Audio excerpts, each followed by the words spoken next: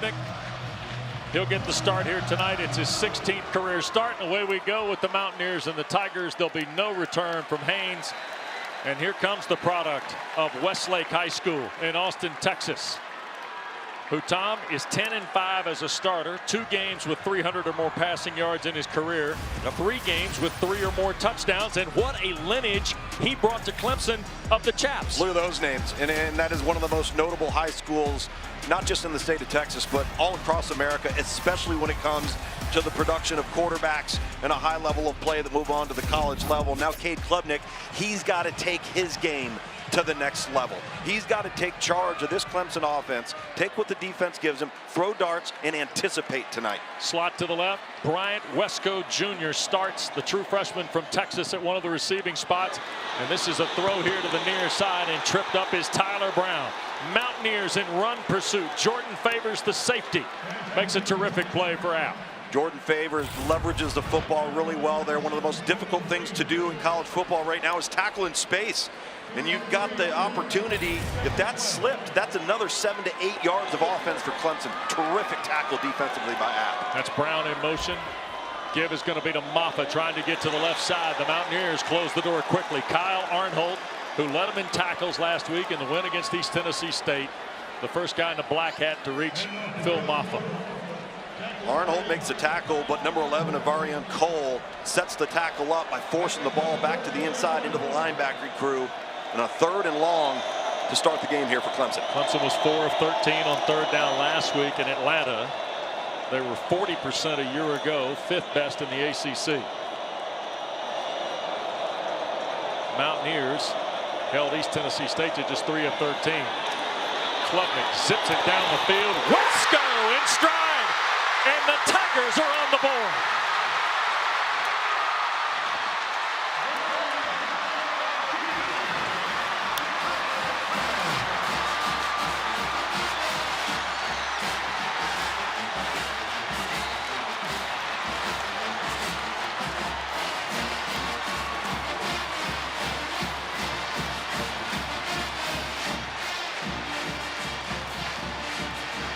"76 yards, Cade Klubnik's longest pass as a Tiger to the freshman Bryant Wesco.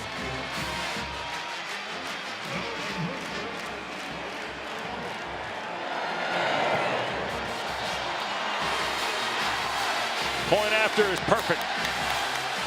7-0 on the 3rd snap of the game, Tom. Well, this is what this offense has needed. This is what these Clemson fans have been clamoring for. The highly touted freshman in Bryant Wesco. He's at the top of your screen, and you're going to see him up in here, right there, and they're going to throw essentially what ends up being a bend seam route. And I talked about anticipation, and I talked about decisiveness. That's what we got from Cade Klubnik right there. He gets back, he gets set, the ball's out. There is no second guessing. And man, oh man.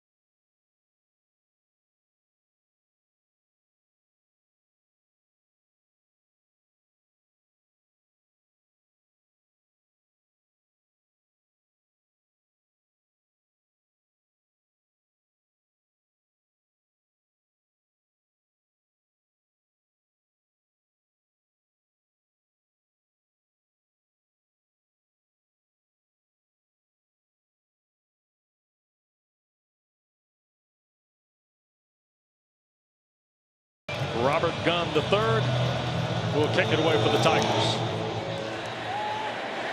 Here's Roberts. He's going to play from the 3. Back to the 15, 20, 25, and forward to about the 28-yard line. And here is Appalachian State's quarterback, and this is, Tom, maybe one of the more underrated guys nationally. I think he really is, and I've had an opportunity to call a couple of his games out of Freedom High School in Antioch, California. Attended the junior college ranks at Diablo Valley Community College. And when he arrived at App State, he just was kind of behind the curve and didn't win the job outright, but it wasn't because of talent. He just wasn't ready yet. And then he's taken the reins, and I'll tell you, he's a riverboat gambler. He'll take some risk with the football, but he'll make some outstanding throws as well. Shotgun situation. Aguilar gets it out of his hands, and it's almost intercepted. Shelton Lewis, who wears the number 2 jersey that Nate Wiggins sported a year ago, Tom, almost pulled the Wiggins. Oh, absolutely. And I think there was a miscommunication with Caden Robinson there when you look at the depth of the route and where Joey Aguilar actually threw the football. Got to get on the same page there. Very fortunate Joey Aguilar didn't have to turn into a tackler right there. Second down and 10. Give and nothing here. Kanye Roberts got turned back. Pack of Tigers. Looked like Peyton Page, 55, was one of the first guys there for Clemson. Loss of 2 on the play, and now all of a sudden Appalachians got themselves third and more than the necessary 10. Well, it is not an overstatement to say that Clemson has at least 2, if not 3, first-round draft choices at some point in the future, all within their defensive front 4, and that's not even considering their 2 and 3 deep. This is the strength of this roster. They have a handful to deal with if you're App State in the offensive front. Clemson held Georgia to just 4 of 11 on third down last week. Tigers bringing pressure. There's the throw, inside catch. That's Caden Robinson. He's got the first down across the 40 to the 43. Aguilar has 2, maybe 3 really talented receivers. Robinson being one, Christian Horn the other, and then Dalton Stroman. They welcome back to the lineup tonight, Lukes. Well, now they're back on the same page here. Just reference with Caden Robinson. I think we're not on the same page on that first down attempt, and you make the tackle right there if you're number 2 Shelton Lewis, and App State's punting. So again, tackling in the open field, a big challenge in college football. 17-yard throw for the first down. Aguilar looping it downfield, looking, and that's Robinson again, the intended receiver. Good coverage by Lewis. Clemson's got a really interesting team defensively. They are, I mean, so good and so notarized for who they are in the front 7. Sure. The unknown is the secondary, Tom, and I heard a lot about that leading into last week, and yet, you know, sure, there were busted plays and missed assignments and things like that, but Shelton Lewis is a guy who's played some football for him. Yeah, he's played a lot of football for him, and you know, guys like Jaden Lucas and R.J. Mickens and Avion Terrell, good players, good athletes, don't have a lot of starts under their belt, so they're still feeling their way a little bit in the back end. Second and 10, play fake from Aguilar, pressure coming.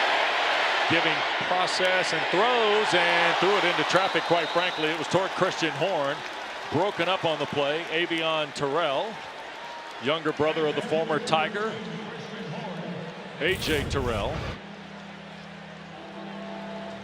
So now all of a sudden it's third and the full 10 again. Yeah, and this is where I stated that Joey Aguilar can be risky with the football. This is an unnecessary throw. Get rid of the ball, but get rid of it into the 7th row, because you don't want that coming back on you. And now next thing you know, you've thrown a pick 6. Spoken as if it happened. It's happened. Castle, the running back, in there to block. Quick throw and overshoots Wilson, the tight end, does Aguilar.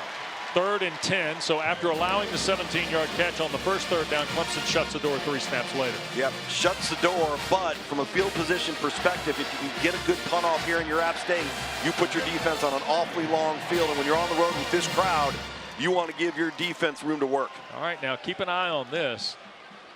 2 returners. Antonio Williams to the near side, Cole Turner to the far side as we look at it for the Tigers. And here is Mitchell Lake to punt it away, I believe. Lake drives it, and this is Williams at the 16. And whoa, flipped over. What a terrific cover play by Jordan Favors of the Mountaineers. So 7-0 Clemson, 47-yard punt, and Cade Klubnik back to work after a touchdown pass to Bryant Wesco got a start.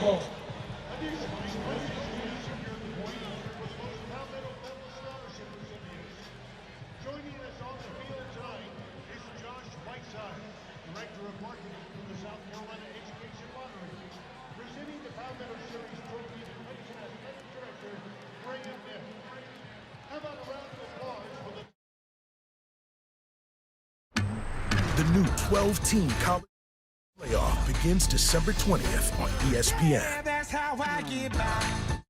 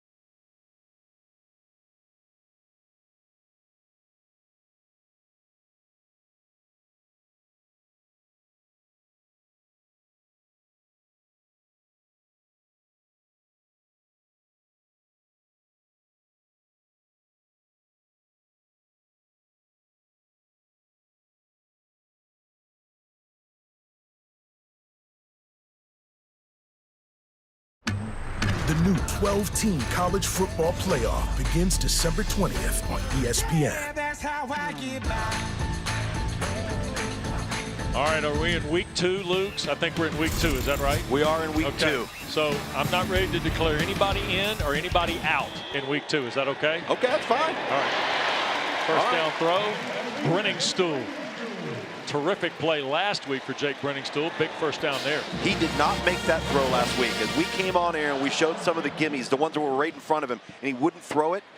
Plays exactly like that. It's right there. Take it. Let your targets do the rest. You're going to end up looking good at the end of the day. Tell you what, tight end is a position of strength in the Atlantic Coast Conference, by the way. No question. Brenningstool near the top of the list. Look at this little double pump, and right back to number 9 it goes. And tell you what I like about Brenningstool. Not only is he athletic as all get out, right? He seeks contact. He's like a power forward, right? Yeah. And he's got long arms. He's all of 6'6". He's an absolute mismatch problem. Whatever personnel you have on defense, line him up against a safety. Line him up against your weak side nickel linebacker. He will take care of business using that length. Look at that. 77 targets last year, 3rd among tight ends in FBS. And there's another 2nd and 4 run for a first down. Phil Maffa. And here's Garrett Riley, who, by the way, thoroughly enjoyed our visit with him yesterday. After all the stuff that went on last Saturday, fairly calm, pretty matter-of-fact about it. Here's 2nd catch of the night for Wesco.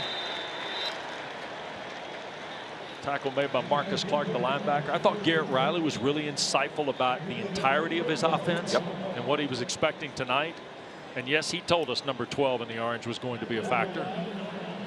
Little did we know it'd be on the 3rd snap. Listen, the bottom line is that they've given everybody an opportunity to produce here at the wide receiver position. And now it's time for some younger guys to have their chance if the guys in front of them are not going to produce. Klubnik fakes the throw to Maffa. Look at here. Another deep shot. That's 12 running the flag route. Caught at the 1. He's tackled.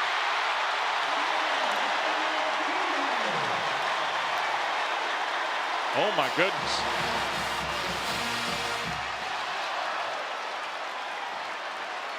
Tom, they're going to start printing the 12 jerseys in this town, I can tell you that. We'll start seeing a lot of toddlers in the offseason wearing number 12. 52 to Wesco there. He's got 128 on 2 big catches. Here's Klubnik, the keeper, and the Clemson touchdown.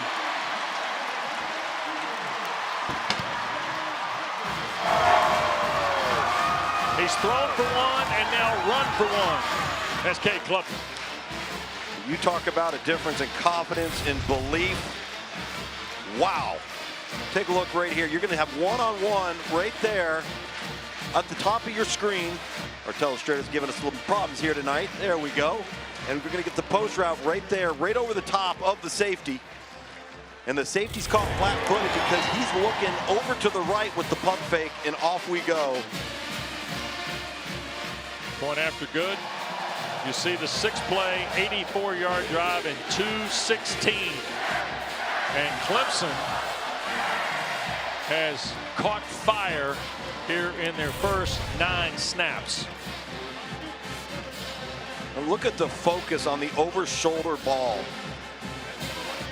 I mean, it's not awful coverage, but the throw's got to be perfect.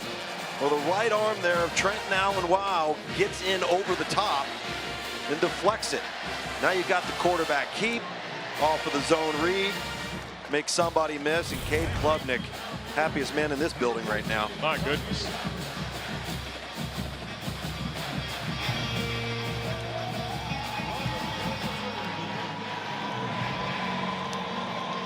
Something tells me there's a lot of grouchy Tigers in Clemson, South Carolina this week. Yep. Short kick, Roberts will wait again. And from the 5, here's Kanye Roberts working to the right side. And he'll finish across the 20 at the 23. Tom, Dana, yesterday we spent 45 minutes with Dabo Swinney. Dana, the thing I keep coming back to is the optimism that was prevailing in the Tiger program yesterday started with the head football coach. It did. It was exuding positivity, and he told us it's not every day you get to play an opponent like Georgia free of charge. That's an opportunity to expose some weaknesses in week 1, but he said it was all self-inflicted wounds. The effort, the physicality was there. That's something you can't teach, Tom. Yeah, you're right, Dana, and that's not taking anything away from Georgia in any way, shape, or form. Inside run. Castle fighting across the 25, Lutz. Yeah, I think to Dana's point, when you have a game like that and you go back and watch the tape, you're really looking for, okay, did we have a lack of effort? All right, were we not physical enough? Did we not have enough toughness? And none of those things revealed themselves. Right. But technique and discipline and the little things that make a big difference at the end of the day, they did reveal themselves, and mostly in the second half. Castle will stay in the ball game with Aguilar. And whistles blow here. We get early start, marker down. Stuart Mullins, ladies and gentlemen, is the referee tonight, as assigned by the Atlantic Coast Conference. Prior to the snap, full start. Offense, number 67. 5-yard penalty. Second down. Thomas Schrader, guilty of the false start. Well, it's a killer penalty because you're just fine at 2nd and 5. And now you back yourself up, and it's a different set of circumstances. Got that student crowd right behind you. Getting loud down there for the Mountaineers. What do you think old Dabo's writing on that chart? I think 12 is good. 12 is, I think we like 12. Second down. Fake the handoff to Castle. Inside route, and in traffic, Robinson had it stripped out of there by Koval. Here's another guy, Tom. Sherrod Koval played a little football. Yep. Wasn't a brand name in the Tigers secondary, but now's his chance as well. And this is actually a really good throw. Could have maybe gone out another 6 inches in front of Robinson, but Koval just makes the play with the left arm swipe. And now, again, down in distance, plaguing App State. 3rd and the full 10 for the Mountaineers.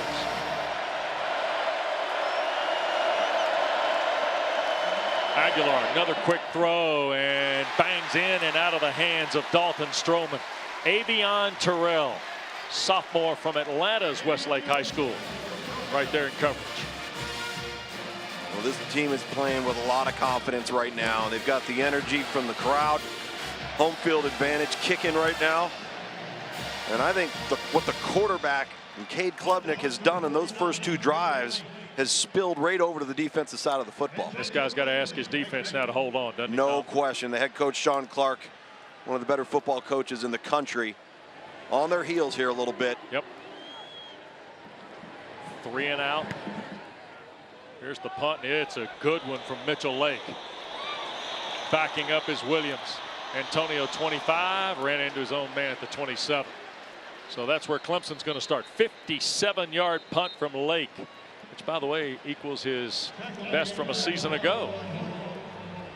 And we got a marker here, a penalty flag. So it's back down at Appalachian's 38-yard line.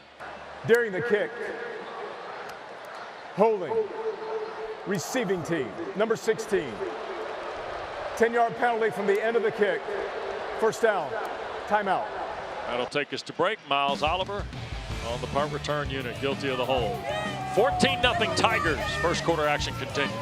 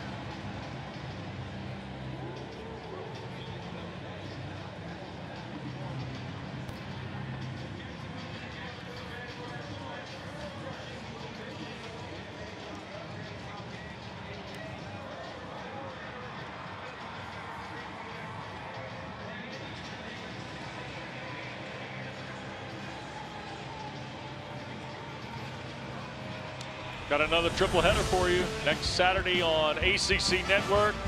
3 scoops. We'll start in Raleigh. NC State welcomes Louisiana Tech to Carter Finley at high noon. Then down to Coral Gables, Miami. Ball State at 3:30. Fighting David Letterman's in town. And then Maryland, Virginia. And we'll be on the grounds next Saturday night at Scott Stadium for the Terps and the Cavaliers. But Bryant Wesco, the story early, Tom. Yeah, look at what a smooth strider he is. Watch him accelerate and track the football. And from that point on, it's turn on the Jets time. This is a really, really good throw over the top. And they're protecting Cade Klubnik really well. He's feeling the pocket nicely. He's showing some patience. Been supremely accurate so far in the first quarter. Here's another throw. This one to the near side. And that's TJ Moore. Number 92 on the ESPN 300 last year was TJ Moore, the freshman from Key West, Florida, with his second collegiate catch. Yeah, these are the 2 guys. Now, Wesco was involved in spring football. You take a look at my look back here on his recruiting profile. Number 7 wide receiver in the entire class. Number 28 overall in the ESPN 300. Obviously putting on a show here tonight. TJ Moore, his teammate, just caught that pass on the sideline. Another high-profile guy. He just came in a little later in the process. So second down, and Moffa going to be just shy after they spot the football at the 22. So you guys had more in the top 100. Wesco top 25, right? Top 25, yep. Yeah. And here now is 3rd and about a yard for Klubnik and the Tigers. Brenningstool in motion, handed to Moffa, bends it back to the left side, and here goes Phil Moffa. 40, 50, can Moffa take it to the house? 20, 10, 5, touchdown Clemson. How about you, Phil Moffa?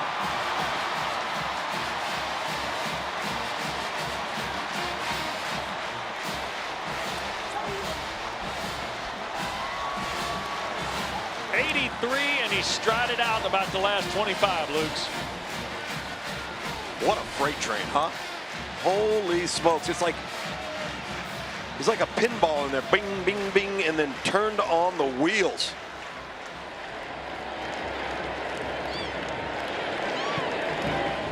Hoosier point is good. And now it is a 3-touchdown advantage here in the first quarter. See the motion come along. This is just split zone. And Phil Moffa navigating traffic, keeping his eyes up. Look at the strong lower body on him. It's just so difficult to get him off balance if you're going to take body shots that are going to be above the waist. 83-yard run from Moffa. And Clemson's on the board again in 70 seconds. That was a 3rd and 1 play, by the way. This has not been a complex game plan. This has been 2 isolated routes, a quarterback keep off the zone read, and 1 split zone play that have amassed 21 points here in half a quarter.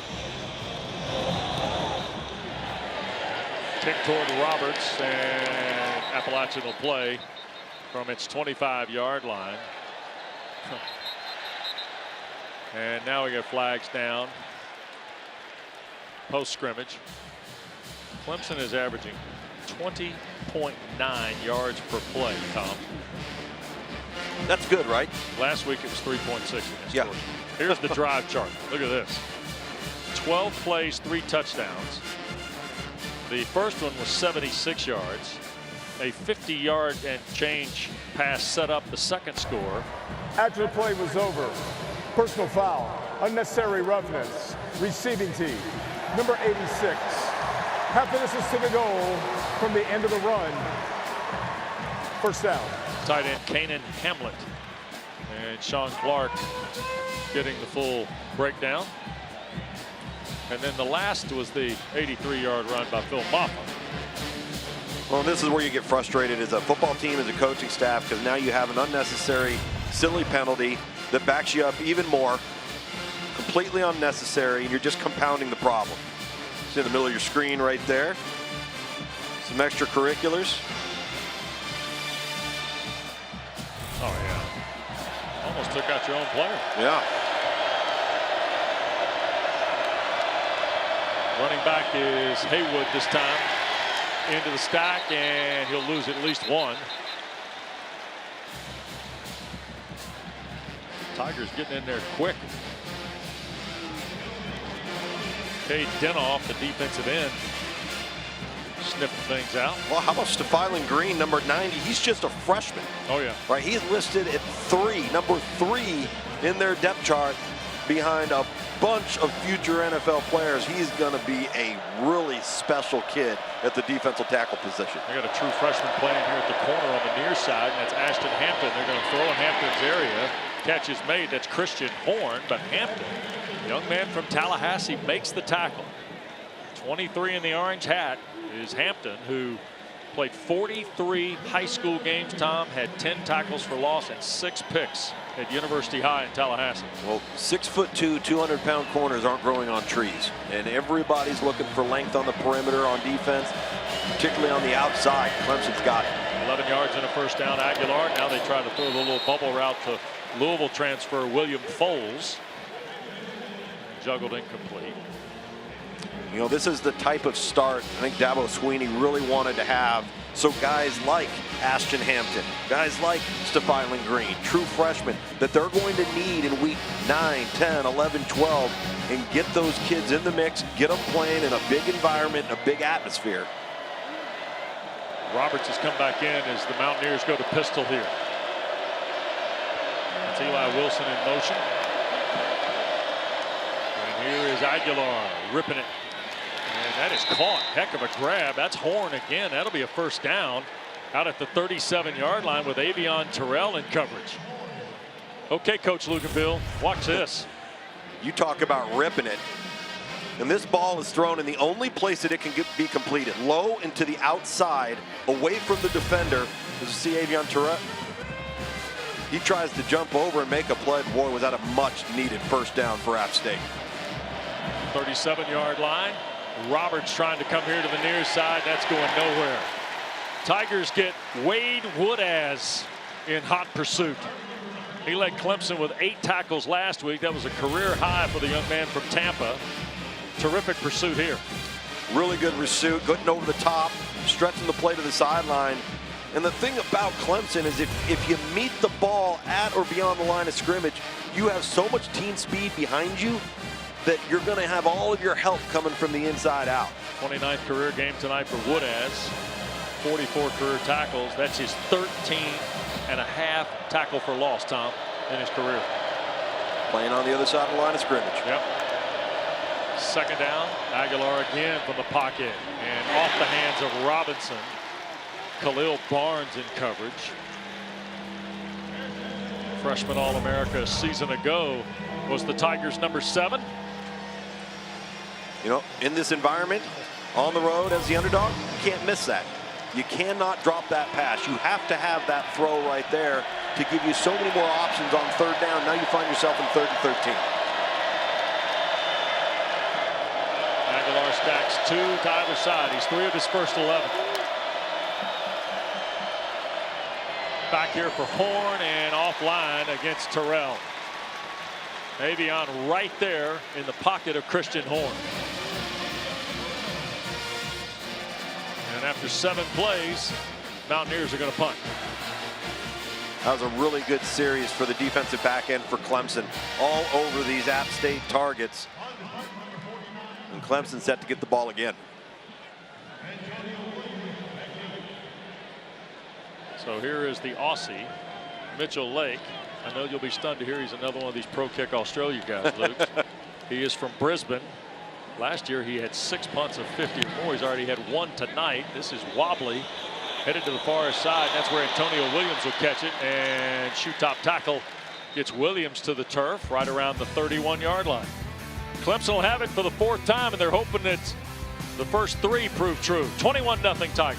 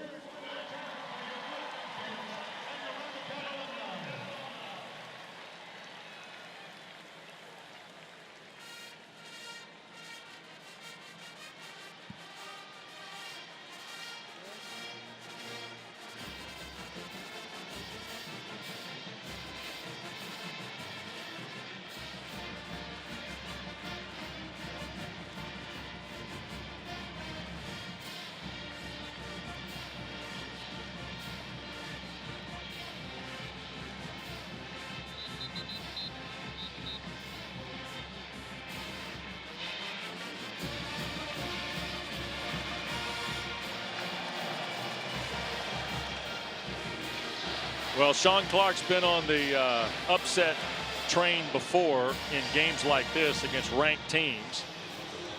And this is not the deficit that he and the Mountaineers were looking for. Clemson's offensive explosion with defensive prowess mixed in has been a tough start for the boys from Boone here. Jay Haynes is coming to game to join Klubnik, who throws to Brenningstool on the first snap. Pick up about 3 or 4. Avarian Cole makes the stop for the Mountaineers. I will say this about the 49-year-old Sean Clark. Not a nicer head football coach will you meet in the FBS, and a guy who understands how the landscape now works for his club and his conference and the G5 and all the things that go into the bigger picture of college football. There's no doubt about it. He is a fine football coach, and an even better man. Yep. There's the give, and that's Haynes, freshman from Roanoke, Alabama. Jason Chambers makes the tackle on him, Dana. He has to spend time around Sean Clark, like you're saying, Wes, and he has this positive posture almost 99% of the time, but I've been spending some time on the App State sidelines. He looks like a defeated man, the wind out of his sails. Well, this is a tough night right here, and it started early. TJ Moore the catch there for the first down, or second down rather. Well, nothing frustrates you more than when you're on defense and you just give it to them. You don't make them earn it, right. And the ball's going over the top of your head. Coaches can live with a methodical drive where they're at least making the opponent earn it, but that hasn't been the case here for App State on defense. Yep. Mountaineers came in here winners of 7 of their last 8. Here's a little reverse, and Cole Turner trying to sweep around the far side. He's got the first down. Appalachian territory to the 41-yard line. Goes Turner. Cole another stop from that star position. 12-yard run. Cole Turner, who only played in his 6th collegiate game last Saturday in Atlanta. There's another throw, and oh my, look what Brenningstool found. And another Tiger touchdown. Brenningstool caught it, I think, on his right hip here, Lutz. He catches it on his right hip, and then he bobbles it as well. These Clemson fans are loving this. Yep. 4 possessions. Klubnik has thrown for 2, run for 1. And this time Brenningstool on the back end. 33 yards. We'll take a look at this. Number 4, Miles Farmer, the safety. For whatever reason, I don't know what he does here. He kind of stutters and stops. And I think he could have jumped at that football. He was just so out of position. And Brenningstool able to, despite the double catch, haul it in. 28-0 in the first period. Klubnik is 10 for 10, 204 and 2 scores. Passing, and he's added 1 on the ground himself. Take a look at, so they're gonna fake the quick screen, and I'm not so sure if 4 even sees that the ball's in the air yet. He's in position. If he continues to close, was really strange in terms of how he looked at that from his safety spot.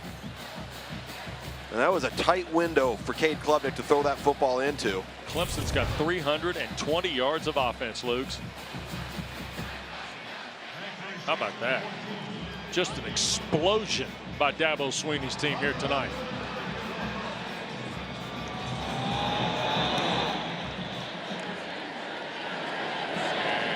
Return on the kick by Roberts. Appalachian State will play from its 25-yard line. The Mountaineers have seen Clemson set it off here in quarter 1 tonight. 10 for 10, Lukes. It's not just the 10 for 10. It's his style of play. He's done everything tonight that he did not do a week ago. When the ball's right there and the target's open, boom, take it. Get the ball out of your hand. He's thrown the deep ball extremely well. But it's been, I question the decisiveness, the anticipatory traits off of last week, and he's been the exact opposite here tonight. Aguilar first down throw. That's the catch by the tight end, Eli Wilson. He'll stretch out to the 32, pick up a 7. The freshman from Commerce, Georgia, Sammy Brown on the tackle. He's going to be a great player. This is one of the top 15 overall players in the ESPN 300 in this last class. Getting settled in at middle linebacker, play running back, tight end, jack of all trades in high school, but what a great football player he's going to be at linebacker. TJ Parker who now wears number 3 at that defensive end spot. Makes the tackle on Kanye Roberts. So 3rd down and 4 facing the Mountaineers, who are averaging under 3 yards of play here. Well, and I think they knew coming in it was going to be tough sledding to try to just line up and run the football at this Clemson front. But so far, App State's had some moments in the passing game where they've protected Aguilar well, and they've just had some misfires in the passing game. 3rd down and 4 for Aguilar. Batted in the air and incomplete. Barrett Carter, flag thrown now, post scrimmage here, 2-3 flags thrown. So hang on here. We got guys about 15 yards from the snap, 10 yards at least, huddling up. Let's see what Stuart Mullins and his crew have found. Like some of the big boys were getting into it downfield. Yeah, Markel Samuel, the big left tackle of the Mountaineers, was one guy. Was he tangling with Peter Woods? I wouldn't advise that. No. There are a lot of things that I could tell you would be good to do, free or otherwise. Peter Wood, tangling with Peter Woods would not be one of them. No. So here's referee Mullins. After the play was over, personal foul, unnecessary roughness, offense, number 72. 15-yard penalty from the previous spot. 4th down. So Mitchell Lake gets backed up here. And that was Markel Samuel from E.E. Smith in Fayetteville, North Carolina. Just a stupid, silly penalty once again. That's twice now App State has done that. And in both instances, they've now backed themselves up an extra 15 yards, which is now going to impact the field position as we see Antonio Williams lining up at midfield to retrieve this punt. 90 seconds to go, first period. Not a good punt by Lake. Clemson's going to get it in plus territory. That ball bounced out of bounds right around the App State 42-43 yard line. So Tigers will get a plus territory possession here in the final seconds of this first quarter. Don't forget, women's sports take over every Sunday afternoon on ACC Network. Field hockey gets us started tomorrow at noon. Ohio State and Syracuse, both nationally ranked. Then we'll pivot to soccer. 1:30 from South Bend, Indiana, Marquette, and number 9 Notre Dame. Right here on ACC Network, always streaming live for you on the ESPN app. Folks in South Bend will be hoping for a better outcome, Tom, on that side after today. You got that right. Oh boy! Wow. One of the early upsets in college football, belonging to Northern Illinois. Little flea flicker here. Klubnik going to cut it loose for Antonio Williams, and a flag will be thrown. That's pass interference on Favors.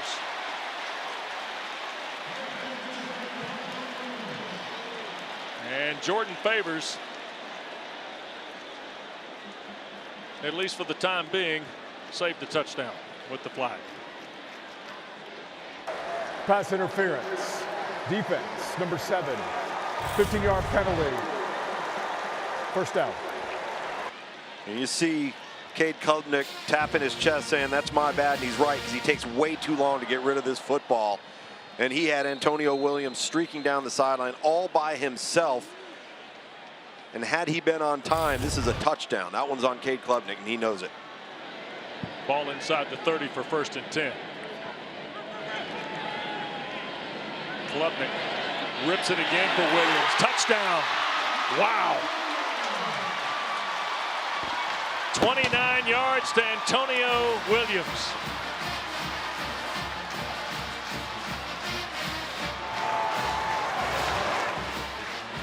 We thought the Tigers would bounce back.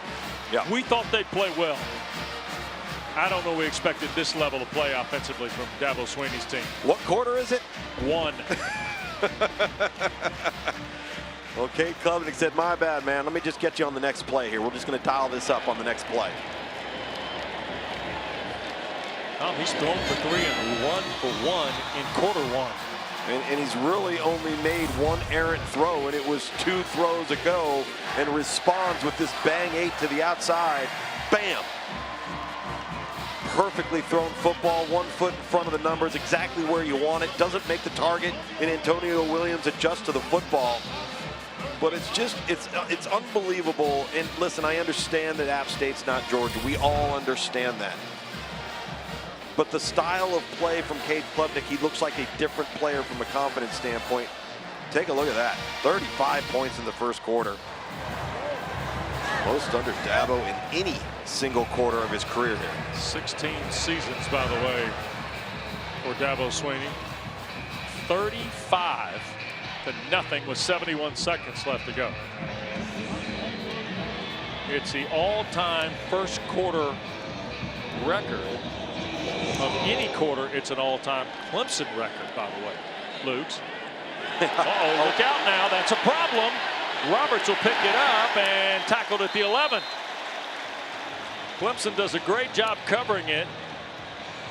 Sammy Brown, the linebacker, I think was the guy on the kick cover unit.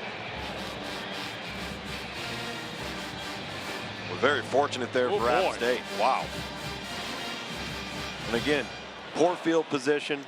You have a kicking game snafu. Sean Clark, the head coach at App State's probably beside himself, because this has been such a well-coached football team, such a well-run football program for decades. And this is not what we've become accustomed to seeing from an App State coach football team. Bonnie Marshall is coming in the running back spot. Aguilar making a quick throw to the perimeter. And that's Mekhi Jackson hit by Tyler Venables and pulled to the ground as we go inside of 1 minute to play in this first period.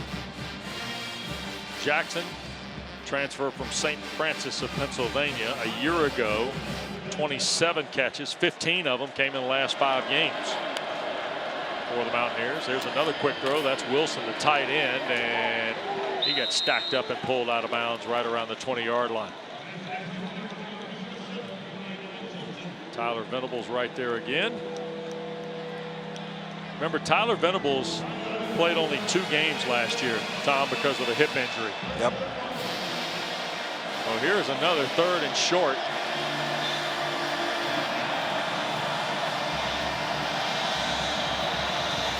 Clemson brings Barrett Carter on the field. Here's Aguilar, little soft throw, and he threw it right behind the back Marshall. And that was Woodaz who was tracing his steps. Yeah, Woodaz forces an early throw here, but it ends up being an errant throw, and Marshall's not ready for it. Thrown just slightly behind him. And another punt coming on for the Mountaineers. Appalachian 1 of 6 tonight on 3rd down. And with just 4 seconds to go in the first period, it looks like the final play of the quarter will be this punt to Antonio Williams.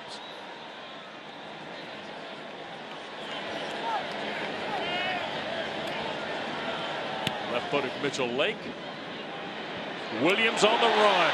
Needs a block on the perimeter. There's the cutback and tackled at the 30-yard line of the Mountaineers. He slides by that. Been in full control. 35-0 as we start quarter number 2 for the nation's 25th ranked team. And here's Klubnik dropping it into a seam, and Adam Randall out of Myrtle Beach's first catch of the night. He'll slide inside the 25 before Ferrara makes the tackle for the Mountaineers. That's an important play for Randall's confidence as well. He did not play well last week against Georgia, and he needs to start rising to the occasion. This whole group of wide receivers received a lot of criticism, and now it looks like these young guys are starting to infuse some enthusiasm, some energy, and some explosive plays. Already the 6th possession of the first half for Clemson. 2nd straight time they've originated in plus territory. After the Williams punt return a moment ago got us to the quarter break. There's a throw in the middle of the field. That's Randall. He took a huge lick. At Ferrer again. Or Farrar rather. Darrell Farrar with just a punishing tackle on Adam Randall, but it's 1st and goal. Yeah, Randall holds on. That's 2 in a row now. And again, another very decisive, sharp, accurate throw from Cade Klubnik. And I'm a little surprised to some degree App State hasn't tried to do something to try to get him off platform and off schedule. Off in the backfield. Klubnik going to throw to the end zone, and first miss of the night. There's a hanging ball for TJ Moore in the far side. Jason Chambers in coverage for the Mountaineers. DJ Moore, another one of those freshmen right there. And Cade Klubnik probably wishes he could have thrown that with a little less arc, a little more velocity to truly make it a back shoulder throw and give Moore a target, give him a chance to catch it. So now 2nd and goal. Ball at the 4. Handoff is to Maffa, stops, now tries to restart, takes white shirts with him. And they'll measure it inside the 3 and just outside the 2. Jalik Thomas was the first App State player there.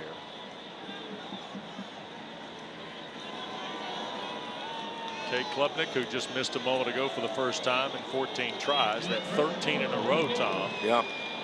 Longest completion streak of his career at Clemson here tonight in his 16th start. I would imagine that would be the longest completion streak of most anybody's career. Here's Randall in motion. Here's Klubnik. That's a keeper, and he's got his 4th touchdown of the night.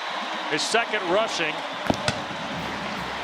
He is thrown for 3 and now run for 2. So 5th touchdown of the night for Cade Klubnik. And the Partisans, with 2 minutes gone here in the 2nd quarter, see Clemson reach 41 points. So we're gonna pull here, we're gonna pull here, and we're gonna run quarterback counter right there. They ran this play, the exact same play versus Georgia a week ago, and they didn't block it well, but Cade Klubnik was in way too big of a hurry, and the play did not execute correctly.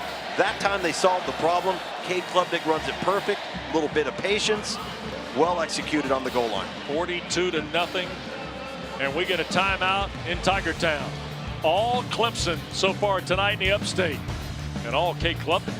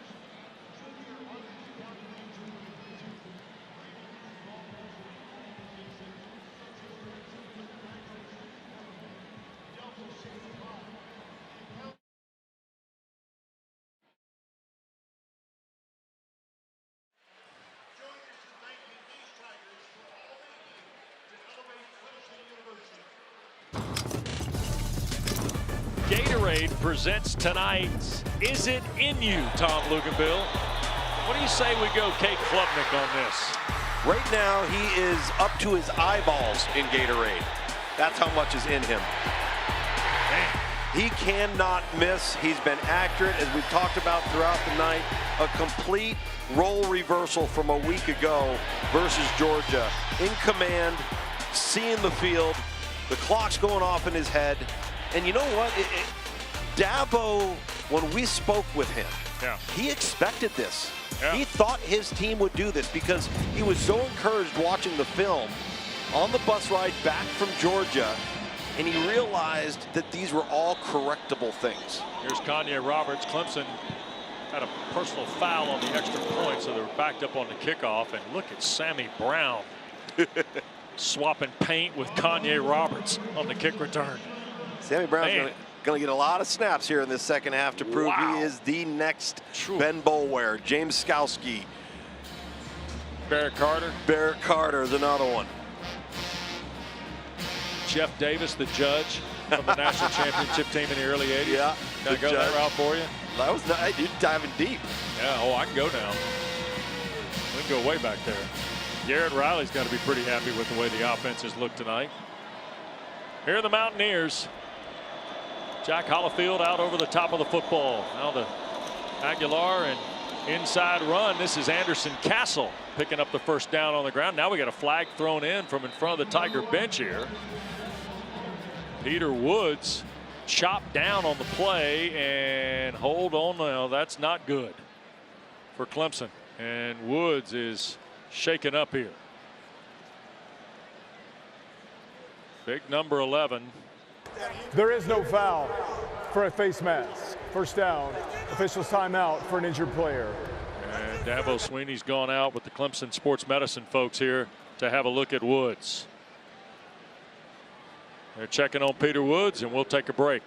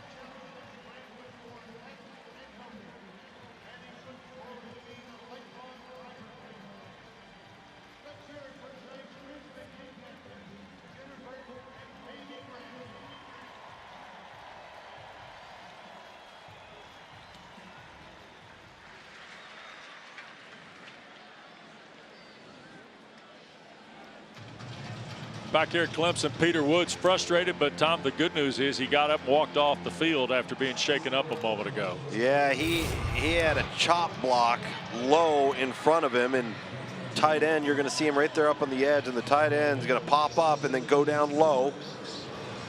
See right there. And that'll stun you. Eli Wilson, number 87, coming across.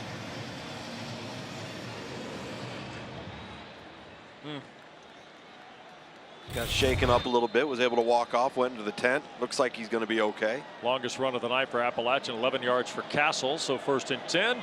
Mountaineer 48 as play resumes here in the second. We're going to flip it on the reverse. Jackson takes off to the far side.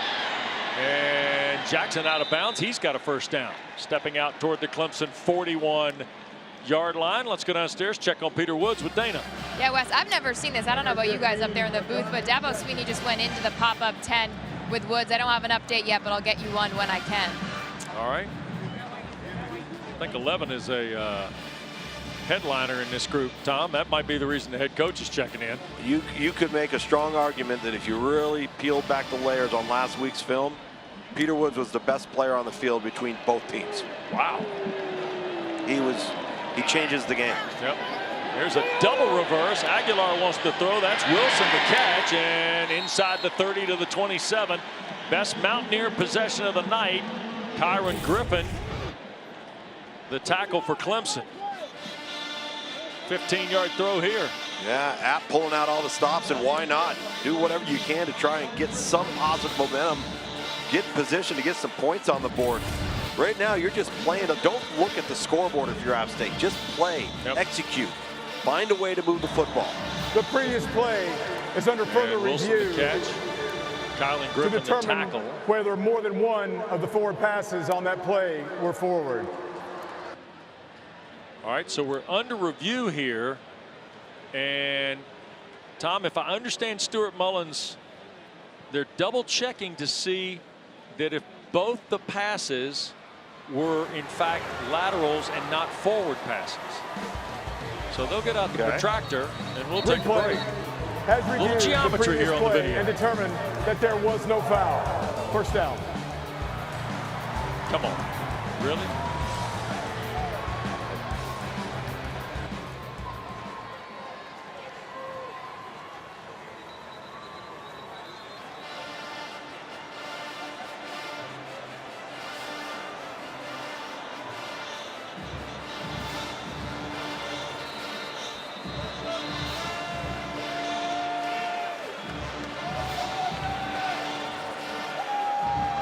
Well, the timeout was because they immediately reviewed, expedited review, which the ACC does have in place, a process that takes place through the command center in Charlotte. And Appalachian ready to snap on first down after the Wilson play. And this is Castle bouncing off to the far side, ran into a scrum, and then the tackle made it to 15, and now a marker thrown in behind the Koval tackle. 12-yard run by Anderson Castle. Sean Clark wants to know what's happening here. Anderson Castle ends up bumping this, and now you just got a bunch of young Tiger defenders out of position. Foul. Face mask. Defense, number 5. Half the distance to the goal. First down. So Mountaineers are threatening here early in quarter 2 for their first points of the night.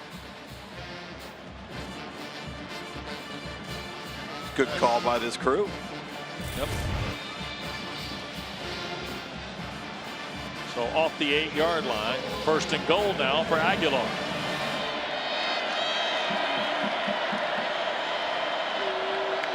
Castle stays in the game. Joey wants to throw, giving ground, and hard to tell whether it was going to be Horn or maybe another intended receiver. Castle was out there, but the pressure from Venables forced Aguilar off his spot. And Joey Aguilar now 7 of 19 in the ball game for 74 yards here in the first half.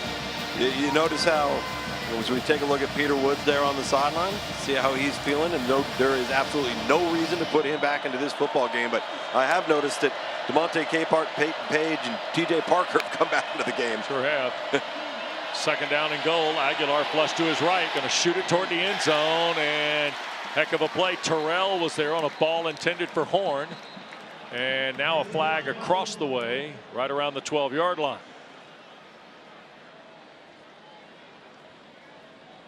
Appalachians had 4 plays of 10 or more yards in this drive. Here's referee Mullins. Personal foul. Illegal use of hands to the face. Defense, number 44. Half the distance to the goal. First down. Kate Denoff, grad student from Plant City, Florida. So half the distance, automatic first down here. Timeout. Clemson. You'll see this off on the left side of your screen. See the hands to the face there from Denoff on Scruggs, number 74.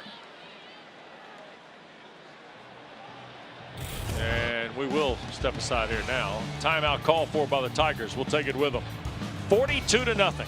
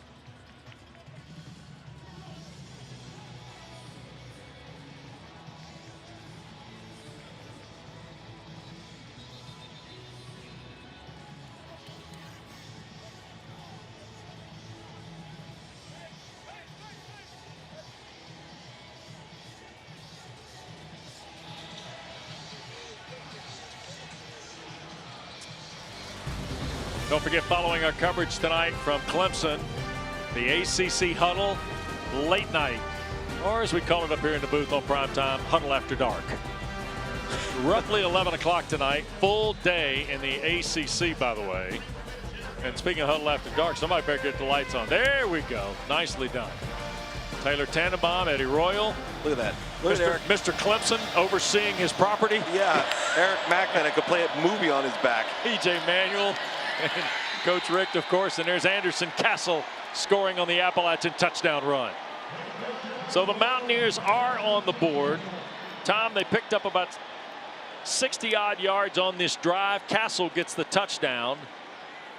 A year ago he had 2. Now he's got his first of 2024 here tonight. As I talked about, don't look at the scoreboard. Just play. Just play. Execute.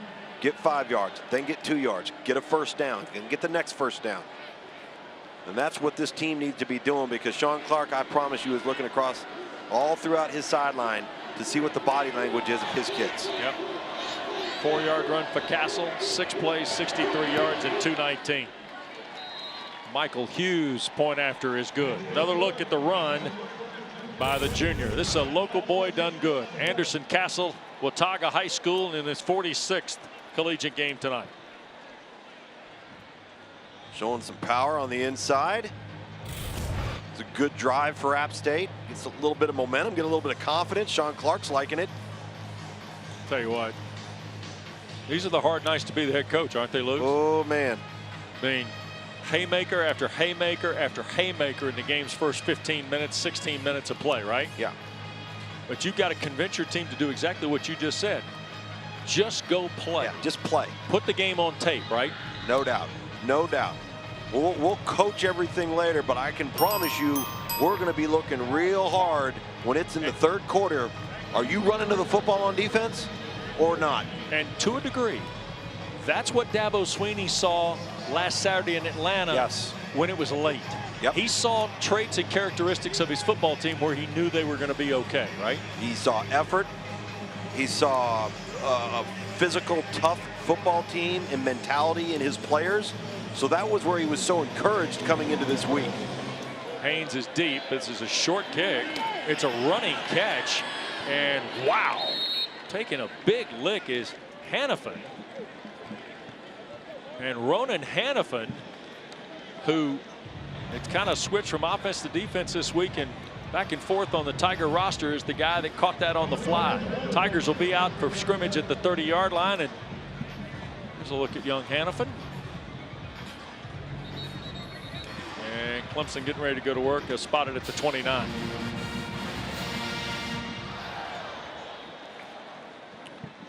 Dabo Swinney, look at the difference in a week. Difference in a week, but also difference in opponent. Yeah, no question. Give to Maffa right side. Bounces off 1. He'll fall forward for 5 to the 34. Tackled by Montez Kelly. And Tom, that's the thing.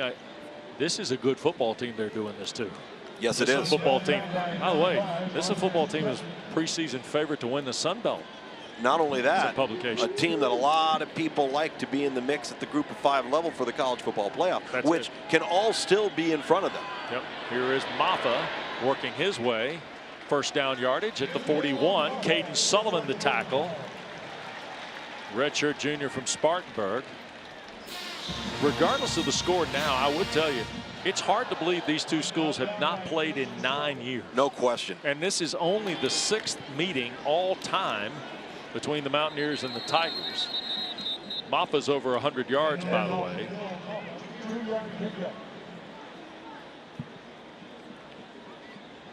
If you're App State, it's about effort. It's about discipline. As we talked about, just play. If you're Clemson, you want to play 85 guys tonight. You want to play as many players on your sideline as you possibly can. Coach, they may have more than 85 dressed. They might. Here's Klubnik, soft rollout, avoiding the rush. Now just going to shoot it to the far side. Antonio Williams the catch. First down into App territory at the 48. Jason Chambers another tackle for the Mountaineers. Nice little reload there from Cade Klubnik. I think we asked Garrett Riley this week about the emotional state of his quarterback. And he said, well, I'll tell you what, he's got a short memory and he's able to move on. He's able to focus on the next play. So we know we got that intangible trait that we can work with Cade Klubnik. Here's a give to Maffa. Collides with a man at the 43. Be a pickup of right at about 5, maybe 6 on the play. Thomas and Sullivan there for the Mountaineers. There's Garrett Riley, second-year offensive coordinator. By the way, spent a year in Boone on Eli Drinkwitz's staff. And he knows all too well. In fact, he talked yesterday about we know exactly what we're going to see tomorrow night. Yeah, he knew no good question. and well what was happening.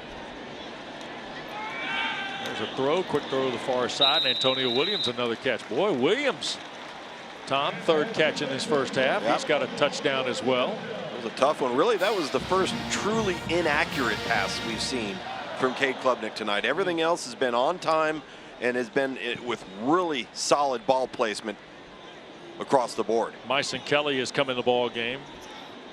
Two-time state champion at Daniel High School. Nearby. He's come in the ball game as one of the receivers. Wesco down at the bottom of your screen. Here goes Klubnik to his right. He's going to throw that out of bounds.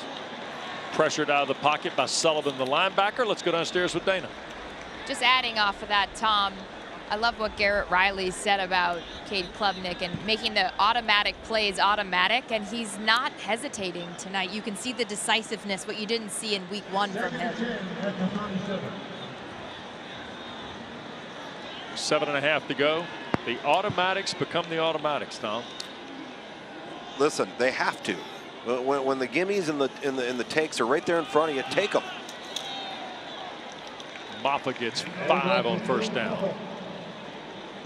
Phil Maffa, by the way, 38th game of his Tiger career tonight. Jay Haynes checks in to spell Maffa here.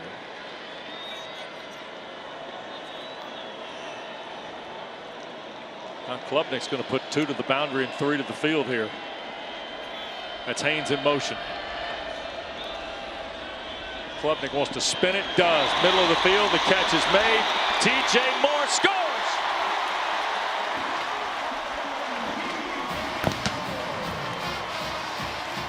Clemson just set a record for most points in a half of football.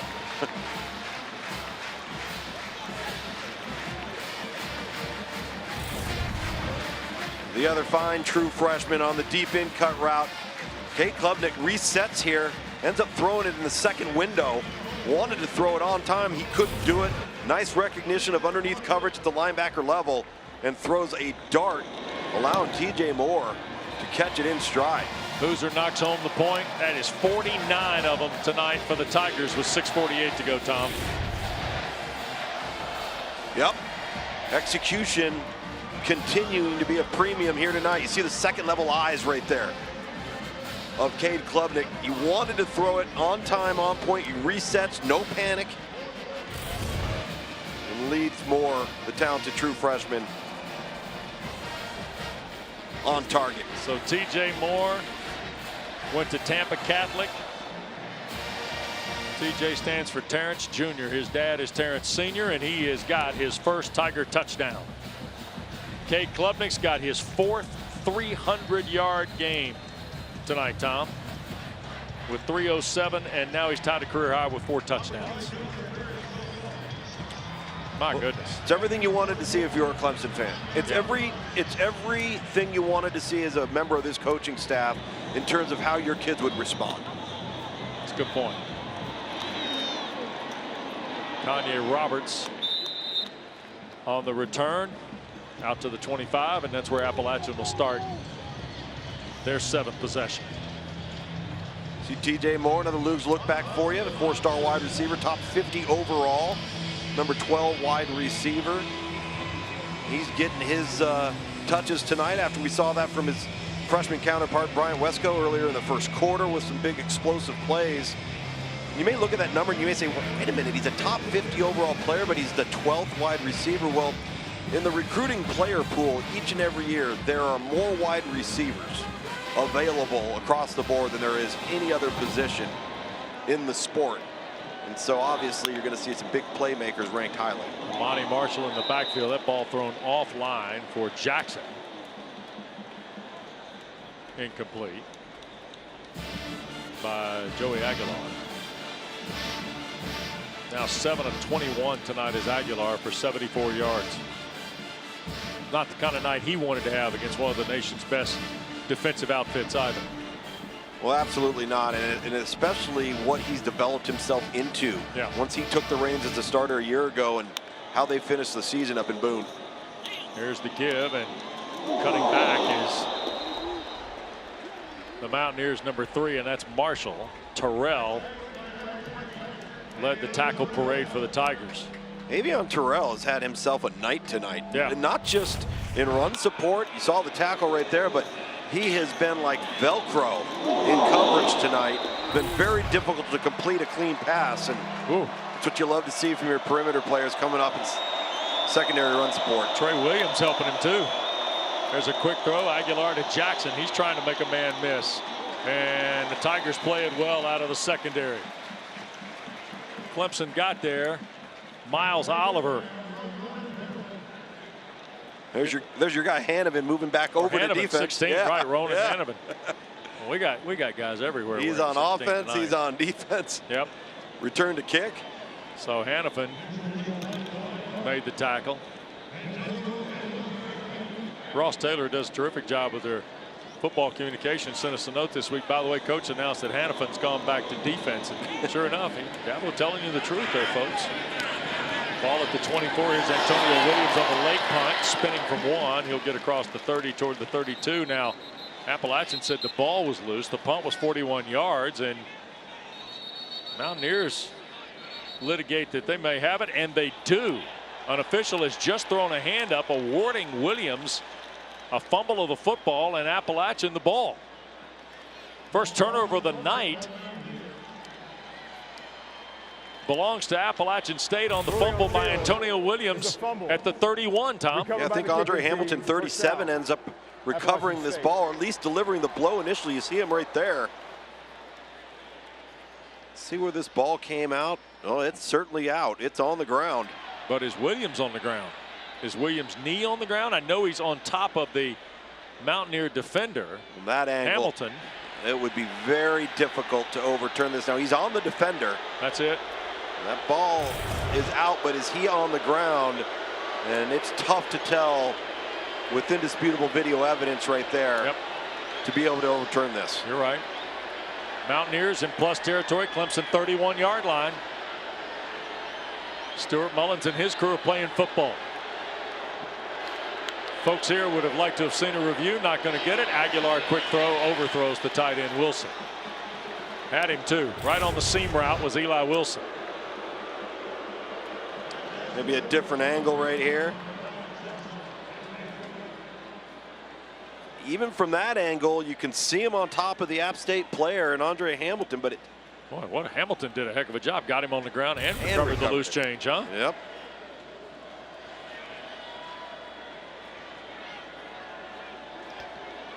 There's a look at the junior from Concord, North Carolina. So second down in the full 10 for App. Give is to Castle. Hard running to the left side. Inside the 15. First down play. Kylan Griffin the tackle for Clemson at the 14. I'm not sure what 16 Hanovan is doing here. If you watch him on the left side of your screen, he's going with the motion. He's responsible for setting the edge. Best run of the night for Mountaineers, 17 yards, Tom. Yeah, Anderson Castle, and again, that's a run fit bust. It's an assignment bust. You're playing a lot of young, inexperienced guys. You want to get them in the game, but you're going to have some of that. Give it to Castle again, trying to circle here to the near side. Flag thrown on the play as Castle burrows his way into the end zone. I think we might get a holding call on Schrader, the right tackle.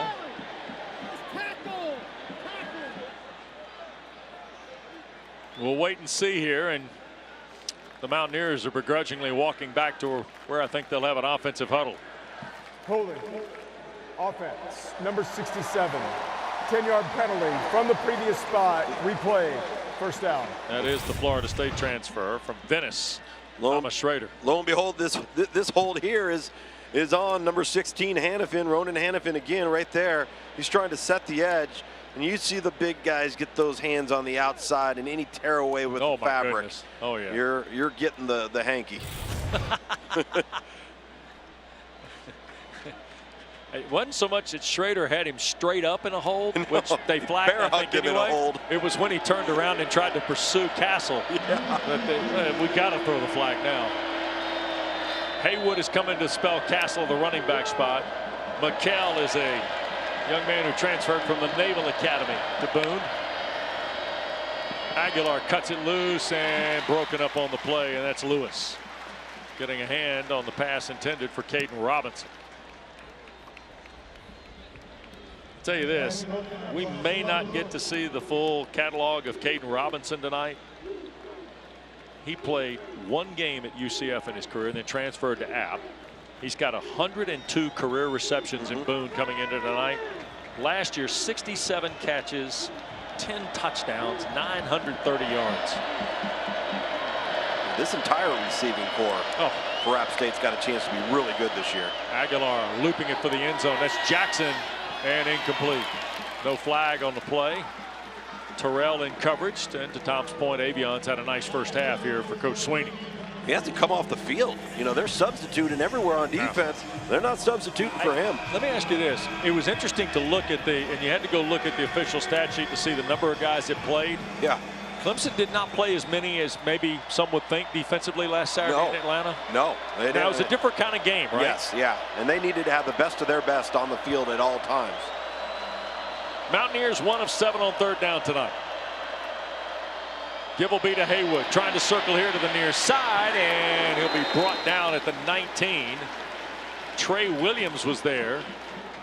Clemson also had great pursuit with Griffin. Oh, running right at you now. Yeah. Whoa. Kobe McLeod, 21, forces the play to the outside. Look at Trey Williams take him out of the air. Kylon Griffin and the big number 8 Trey Williams at 6'2", 315. 36-yard field goal try. This is Michael Hughes. And just inside the near hash mark. And the kick from Hughes is good. 3:28 to go in this first half. So the fumble by Williams is cashed in on the Hughes field goal. And it's a 6-play drive. And the field goal 36 yards for Hughes. And don't forget, triple header on ACC Network next Saturday for you. We'll begin our coverage with the huddle, of course, the ACC huddle at 11 o'clock from Charlottesville. Then at high noon, Louisiana Tech, number 24, NC State and Raleigh. Then down to Coral Gables. Canes were comfortably ahead of FAMU, by the way. They'll welcome Ball State to the Hard Rock. And then Tom and I will be on the grounds with one of the more notable Virginia alums next Saturday night. Dana Boyle will be our gracious host. Local legend. Yeah, next Saturday in Charlottesville. We get Maryland out of the Big Ten and Virginia renewing a... Bringing it back to the ACC. Yeah, we're going to bring it back. That's it. Yeah. I wonder if Dana will give me her autograph. Well, Dana will be signing things next Saturday. I feel confident. Yep. Don't you? Yep. Yep. We'll have to have extra security, I think, on the sideline. It's going to cost you, Tom. End over end kick, and Hannafin will watch it bounce into the end zone. Clemson's going to scrimmage from his 25. Let me say this. A strong standard was set last night. The one thing about our ACC huddle colleagues is last night we were able to break bread as a unit. Yes. Tom. And I'll say this. Eric McClain set a very high standard for us last night in terms of our team, Neil, on Friday. The mayor of Clemson pulled some strings. And thanks to our friend Rick Irwin. And Rick Irwin's was fantastic. A tremendous meal. Great evening. Yeah, Mac. Give yourself time and a half. A++ on that. Now, Dana Boyle. He pulled strings. He told us the reservation was at 7:30 and it was actually at 8 o'clock. That's late to eat dinner. I was hungry. No, Don't give him that credit. That's a very, very good point. Wow. And I love the daggers early in the season. Wow. Yeah, that might have been Emac's third dinner. No. You don't know. All out of That's love, it. but yeah, come on let's now. go. See, yeah, that's Look right. at him. I'm going to get the reservation time right next week. We had a wonderful night last night with our Huddle colleagues, and we're excited to be in Charlottesville next Saturday night for Maryland and Virginia. I think he promised if the Tigers won tonight that he'd run down the hill with his shirt off tonight. Oh, no. Here we go. Here's the throw and catch. That's Randall. Spun around just shy of the 30 as we're inside of 3 minutes to play. Jalik Thomas, the tackle for the Mountaineers out of Macon, Georgia. There's old number 78. Officials timeout for an injured defensive What fun was player. it to see sweet Amelia Rose on the Huddle show this morning? I know. Did you see her? Oh, it was awesome. Proud papa there, that little baby girl. Eric and Kaki's daughter. Yep. And we got a timeout as an injured player is Miles Farmer. Transfer from Syracuse, senior from Atlanta. He too a Westlake High guy like Avion Terrell. And Farmer will get away under his own power. What a half for Klubnik. 17 of 19 for 307 and 4 scores, and he has run Tom for 2 more. Everything's been clicking for the old Clemson Tigers tonight. And again, we talked earlier, Dabo seemed to expect this when we talked to him this week. There was this energy that he's like, we got a good football team. He goes, I know we have a good football team. And we're going to correct some of the things that stood out on tape. Said he watched the game film on the bus driving back. And for the first time in 16 years as a head coach, had a team meeting when they got here. Never done that before. Because he was so encouraged by what he had seen on tape that he needed his team to know it. Klubnik.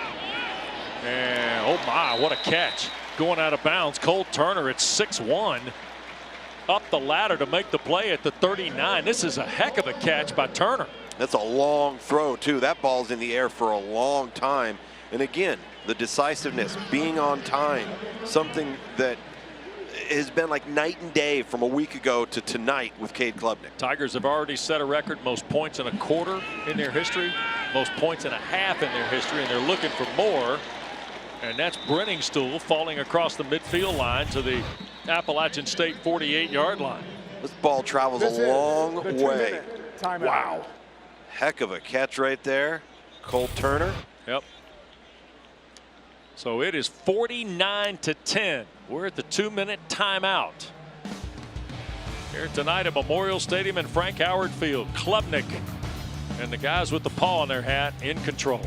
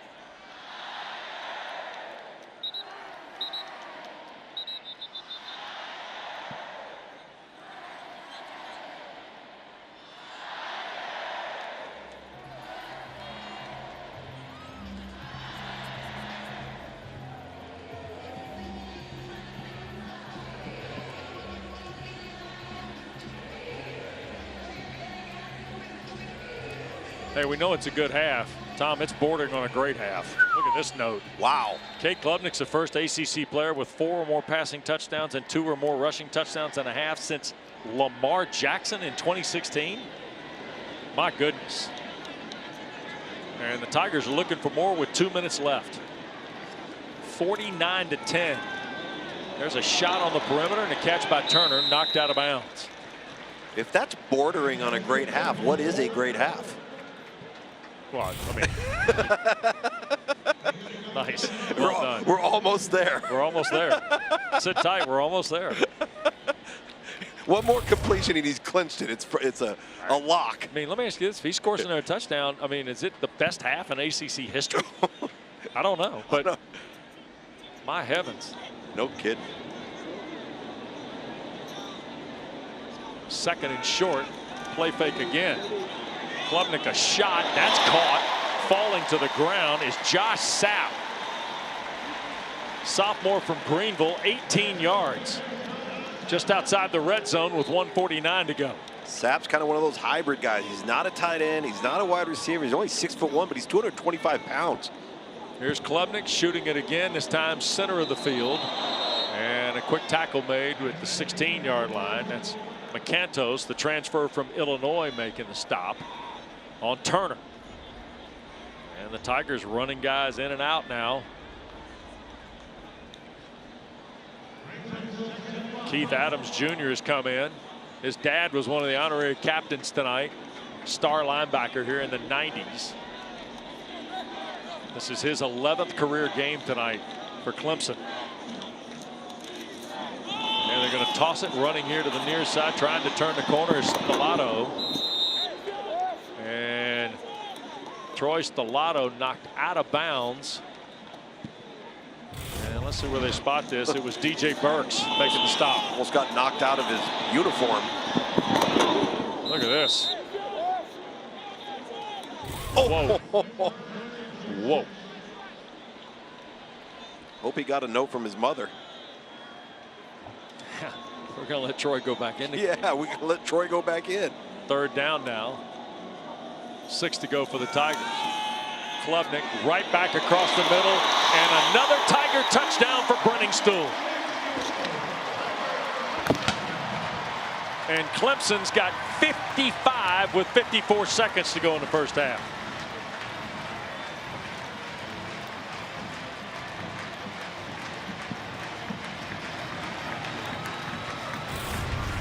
All right, Wes, I guess that clinches it. It's officially the best first half in ACC history. If it's not, it's close. It's close. Right? It's got to be. I'll tell you one thing. It's one of the most efficient I've ever seen. 8 possessions, 8 touchdowns tonight for Clemson in the first half.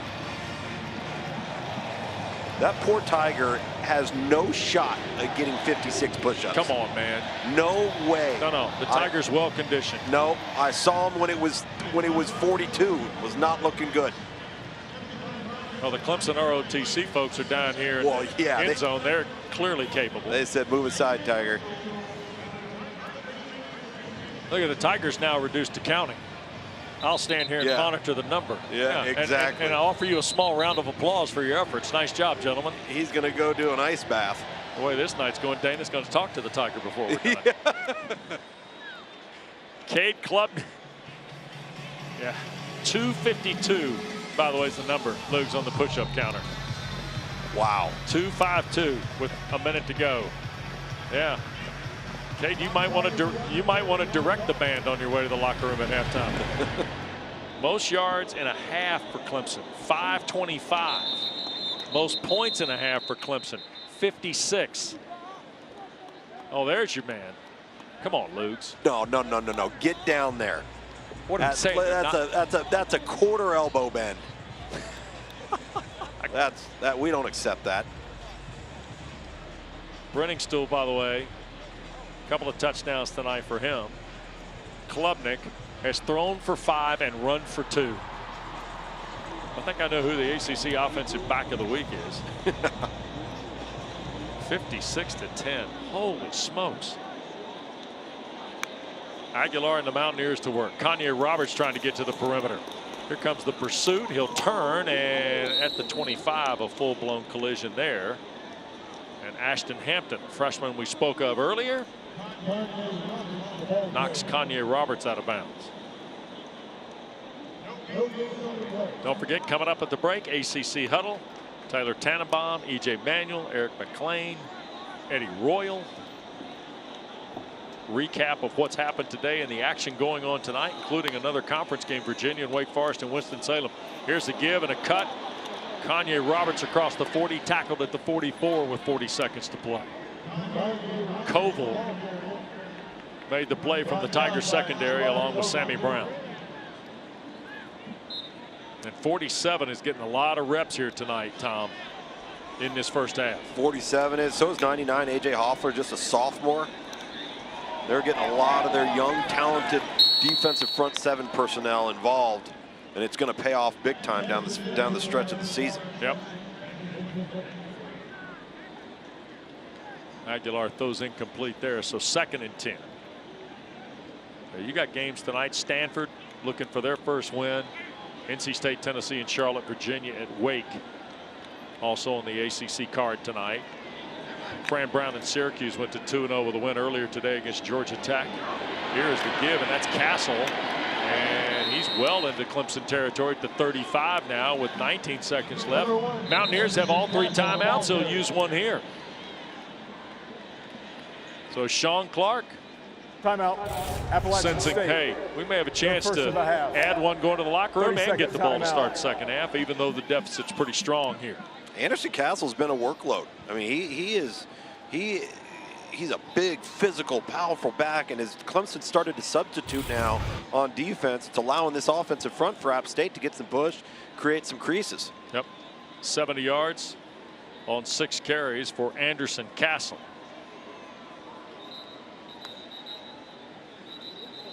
He went for 119 yards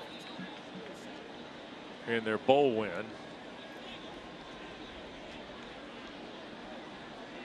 There's Klubnik. He's talking to Paul Tyson. Bear Bryant's great-grandson. That is correct. Chris Vazina to the left.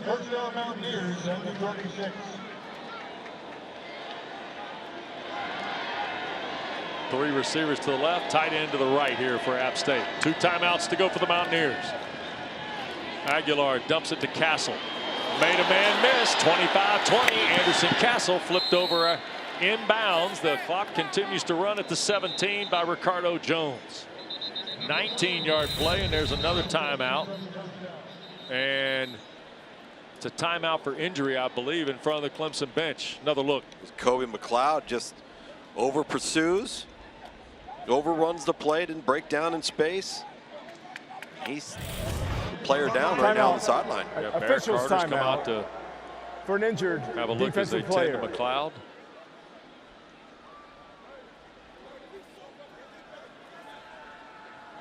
And Clemson sports medicine folks out there as well.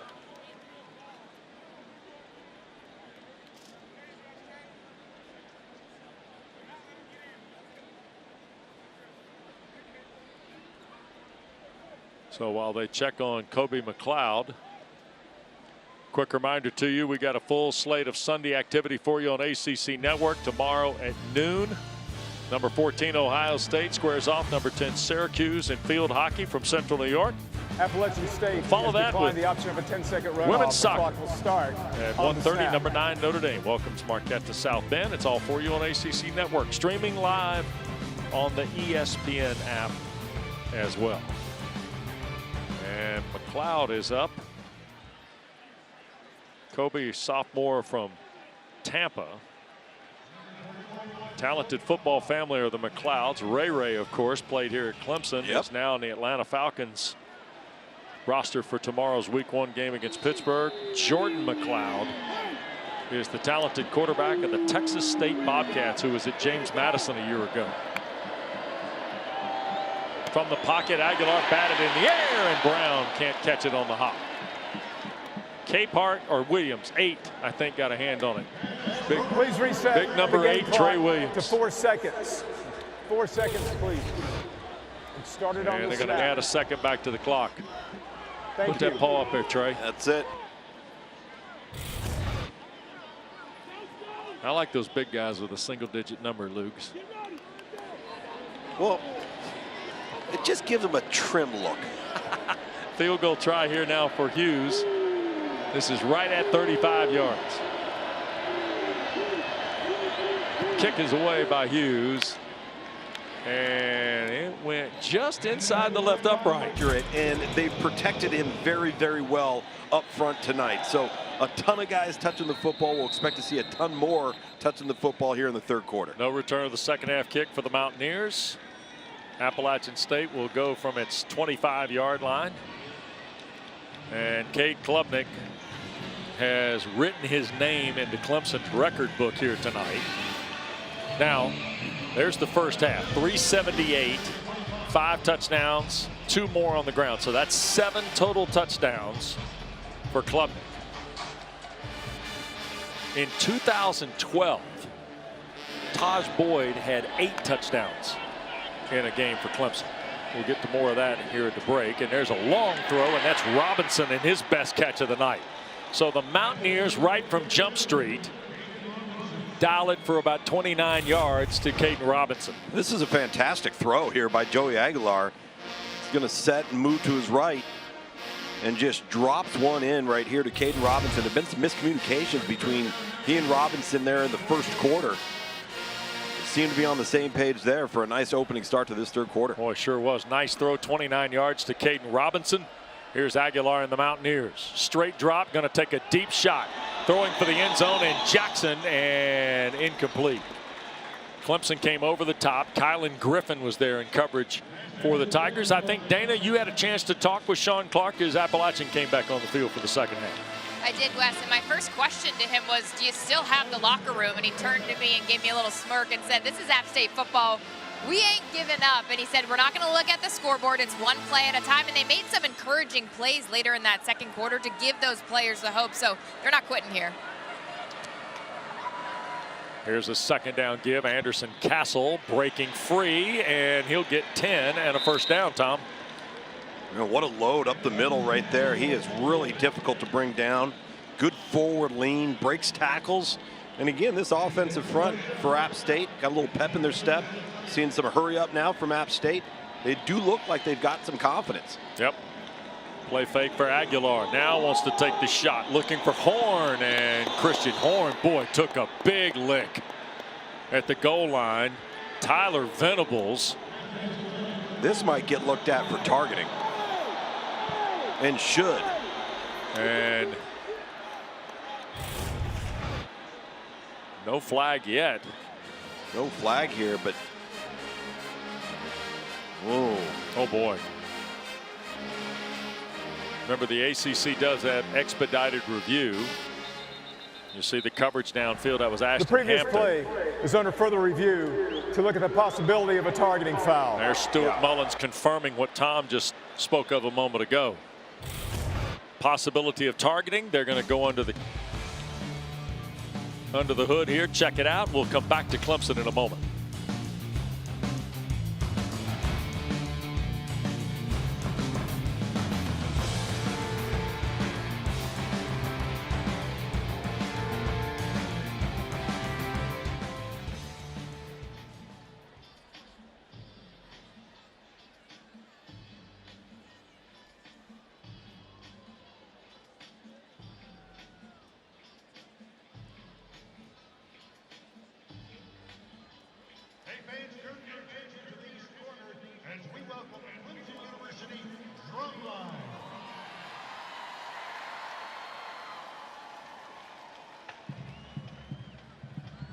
After further review, there is a personal foul targeting defense. Number 24, 15-yard penalty from the previous spot. First down.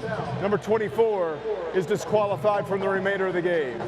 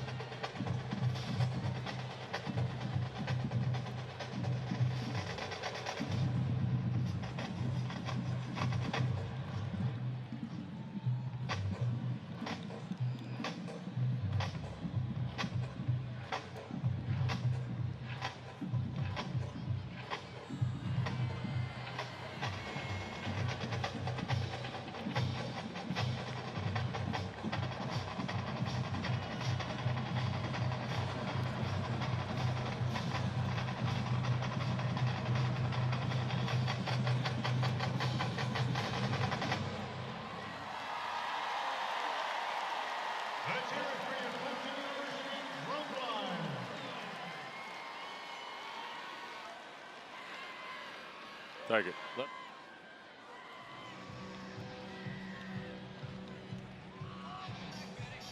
First and 10, Appalachian State at the 21.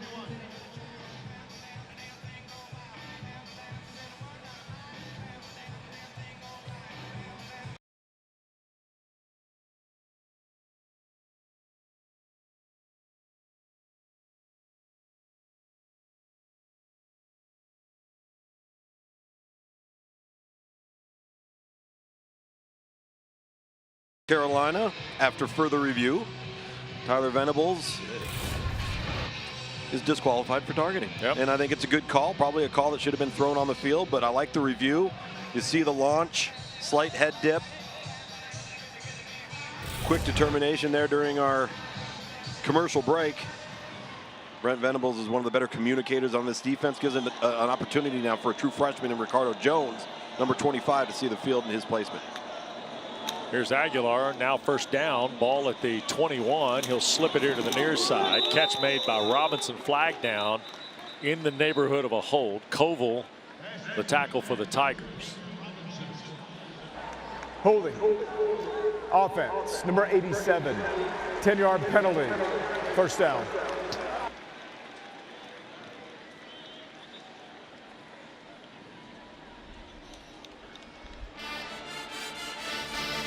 So that'll back it up right around the 31-yard line. 6 penalties tonight on App State. 68 yards for Coach Clark's club.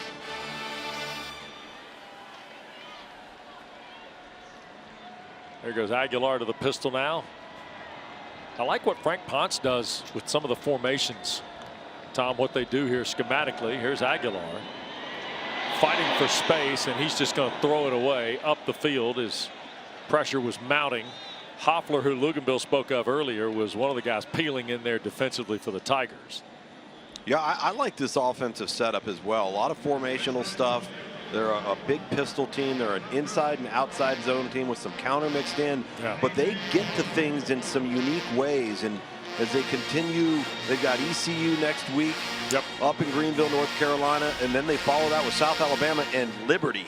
So a busy September for these App State Mountaineers. Yep, absolutely. Second down.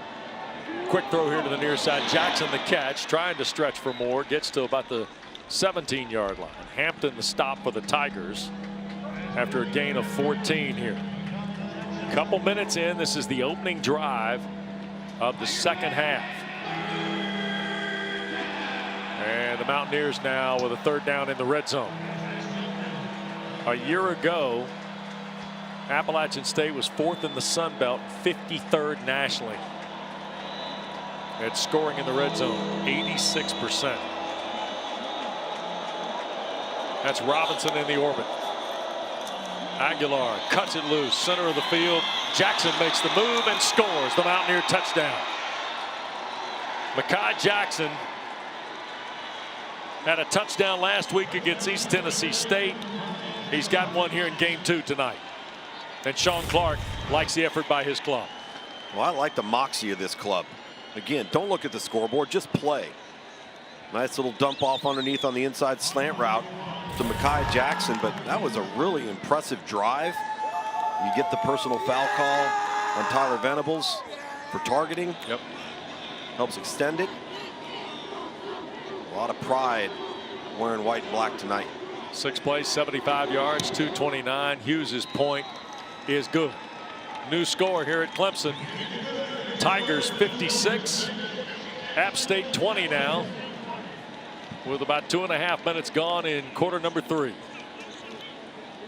in this 6th meeting all time between the two schools. And Mekhi Jackson's had 2 touchdown catches a year ago. He's got 2 already here in 2024. And Tyler Venables is making use of the Apple iPads tonight, Tom. I guarantee you there's one play he's looking at closely. Did I really target that guy? There it is. It's exactly what he's looking at. Looking at the exact play. Trying to see, okay, did I get him at the crown of the helmet? Did I launch? And you know what? How many times have we had these discussions in just our first 2 weeks, Tom? Yeah. Of coaches telling us how much more productive the tablet is helping their teams be. Yeah, it's real-time adjustments, but not just, you know, audibly talking to your kids about what they did wrong or what they did right, but being able to visually show them. Yeah. And they go, oh, okay, I got it, coach. There's Billy Wiles, the former Clemson Tiger, on the left, showing Joey Aguilar their Apple iPad. We could have done this years ago, kids. Yep. End over end, Haynes a yard deep. He's going to bring it out. Young man from Alabama hits the 25 and out to the 28-yard line. Jay Haynes is from Roanoke, Alabama. Garrett Riley hit it on the head. He said, no, hey, no, 26 different than anybody else we got in that room. Yeah. And he showed you a little wiggle and a run there. Yeah, he's got a little CJ Spiller in him. Got some shake. And here come the Tigers. And we're going to get a look at Christopher Vezina here. And there's Jay Haynes coming back. He's going to be part of this offensive unit at the 28. So let's see if some of the Tiger reserves, Lukes. This is kind of one of those areas where you're talking about the whole 85, right? Yep. Get them all turns. Vezina, quick throw. Catch made. Breaking across the 40 is Stellato out near midfield. Into Appalachian territory goes Troy Stellato from Fort Lauderdale, Florida, and Cardinal Gibbons High School. Nice way to kick off your career if you're Chris Vezina. Little pitch and catch. Nice and easy confidence throw to start it off. Only took 9 snaps a year ago, did Vezina. They came in mop-up duties against the Buccaneers of Charleston Southern and Georgia Tech. And here tonight, as a redshirt freshman, the 19-year-old goes to work. And a throw and catch. And that'll get to about the 43-yard line before the whistles blow on the grab by Adam Randall. If you're Garrett Riley and you're Dabo Swinney here with Chris Vezina, you want the moment. As we see all of the guys catching a ball. Last week, Tennessee had 14 players. Tennessee did have 14 players catch a pass. That's Clemson here tonight. So it's 9, right? Yeah, dispersing the ball very, very nicely. Wow. Second down throw, another quick shot. There's Brenningstool, another grab, and that's a first down. Yep. Jordan favors the stop for Appalachian, but another terrific catch by Brentwood, Tennessee's Jake Brenningstool. Yeah, and getting back to the expectations of Garrett Riley and Dabo Swinney, when you put the reserve quarterback in, you want him to get used to the mechanics of everything. He's getting the call in his helmet. He's getting the signals. He's got to bark everything out like he's got a set of protection. Then all of a sudden he's got to make a post-snap progression and see how he responds. Uh-oh, little fumble there. Little ball handling. I think Vezina was going to toss it to Haynes, who had Sapp in front. And take your eye off the rock here. Let's see, Christopher. Yep, he sure did. You see him turn his head over to Haynes. Smart to secure the ball, jump on top of it, live to play the next down.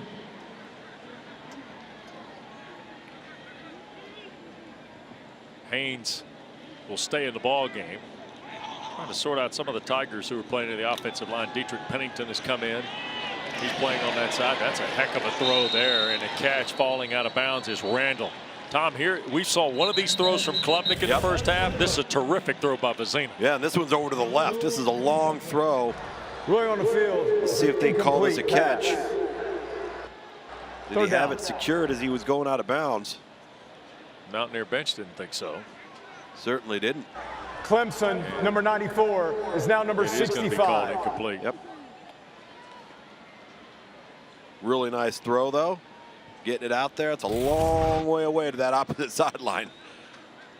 Clemson is perfect on third down. This is 3rd and 13 for the Tigers. Klubnik looks on. Here's Vezina up in the pocket. He's going to run with it now. Starts to the near side. A couple of flags are thrown on the play. Caden Sullivan finally makes the tackle at the 31. Both of these markers in the neighborhood of a hold, I think. Yep. And I think Sean Clark may let this play stand and make it 4th down. Let's see. Well, they mark it to the 32. Be what, 4th and 4? You mean Dabo? Dabo Sweeney? Yep. Well, it's a hold on Appalachian, or hold on Clemson. Yep. So, Oh, yeah, sure. Yeah. What's Sean Holding. Clark going to do? Offense, number 50. 10-yard penalty, 3rd down. Okay, so Colin Sadler, sophomore from Inman, who started 5 games last year and started tonight. We have not seen Marcus Tate at the left guard, Tom. Remember, he got banged up a little bit against Georgia. Mm-hmm. And Sadler lining up at right tackle in this particular play. He is the Swiss Army knife behind the offensive line that Matt Luke's got that is terrific, by the way. There's a look at Sadler, who lines up over there next to Harris Sewell. And now they're going to get the ball to Olsen Pat Henry. Tell you what, Olsen Pat Henry had a pretty big catch in the bowl game against Kentucky, and another flag has come out on the play. And let's see what we have here. Pat Henry is from Naples, Florida. Had a catch last week against Georgia, 2 of them a year ago. At a 10th After guy. the play was over, personal foul, unnecessary roughness. Offense, number 52. 15-yard penalty. The down counts. It's 4th down. Elijah Thurman, 6'4", 310, the freshman. Guilty of a little extra. Well, and that's why you throw him in there, right? Put him in the game. Yep. He's a freshman. He's an offensive lineman.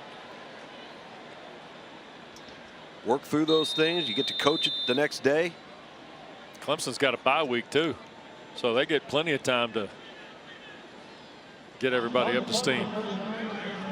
And here's our first look at Aiden Swanson, by the way, in his 37th game tonight for the Tigers. Their first punt of the night. Caden Robinson stands at the 15 for App State. Swanson 1 step to the left and one with a little top spin on it, headed to the corner. Oh my goodness, did they save it before it hit the pylon? The answer is no. Touchback. 54 yards. 56-20 the Tigers with 9:04 to go. Tell you what, guys, if that's the worst thing happens tonight to you, you're going to be okay.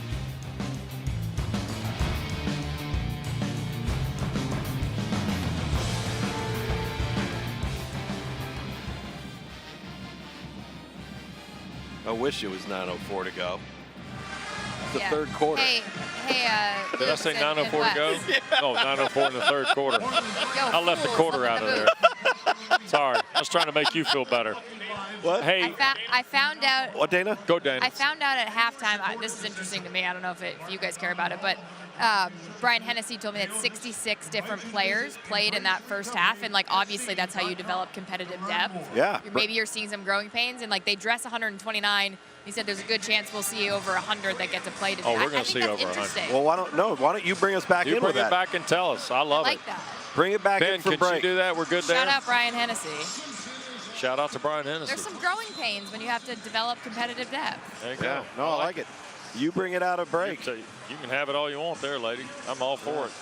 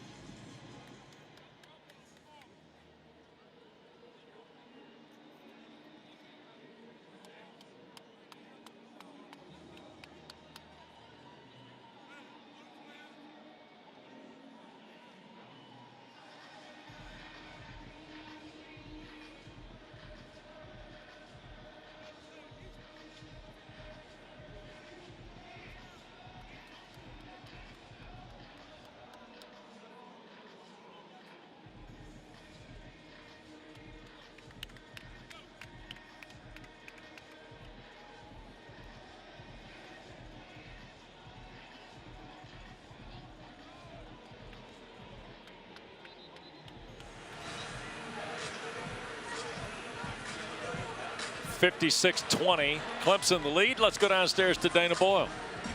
Yeah, Wes, during the break, I spoke with Clemson's football communications staff member, Brian Hennessy, and he said in that first half, Clemson played 66 different players. They dress 129, so there's a good chance we'll see over 100 players tonight, but that's how you develop competitive depth, and with that comes a little bit of growing pains. Tell you what, we're going to have to talk to Lugs about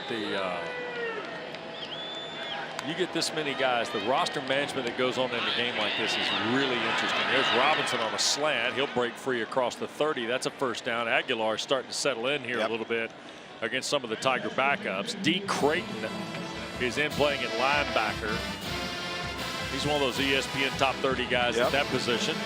Yeah, they got two freshmen, D. Creighton and Sammy Brown, at the middle linebacker position. Both true freshmen getting a lot of turns here tonight. Caden Robinson started out at running back. He's going to swap with Armani Marshall. This is what I meant about Frank Ponce, a little window dressing in the offensive packaging.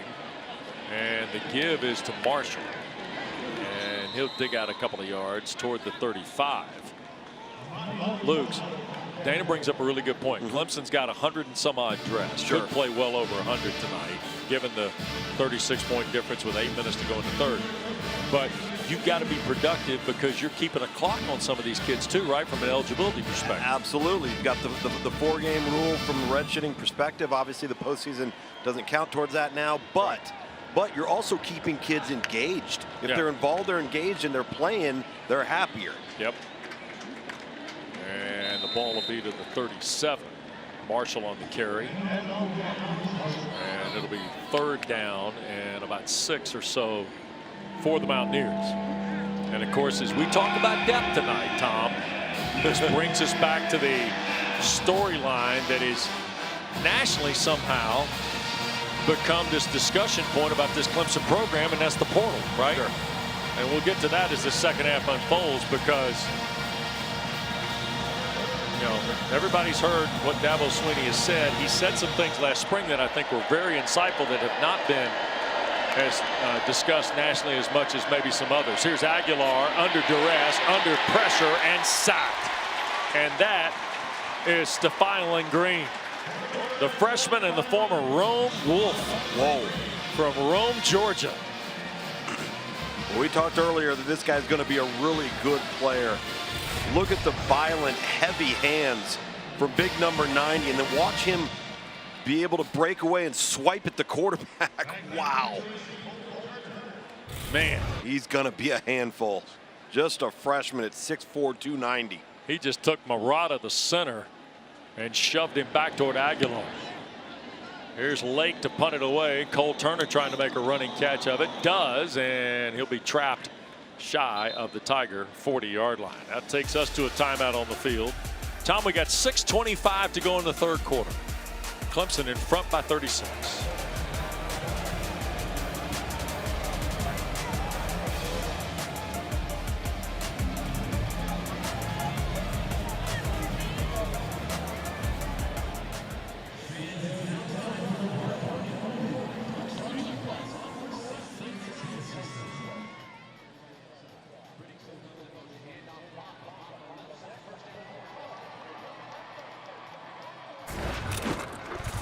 Most of the guys in the portal aren't good enough to play for us. Rarely do we have a. We'd rather take a good high school player as long as we can.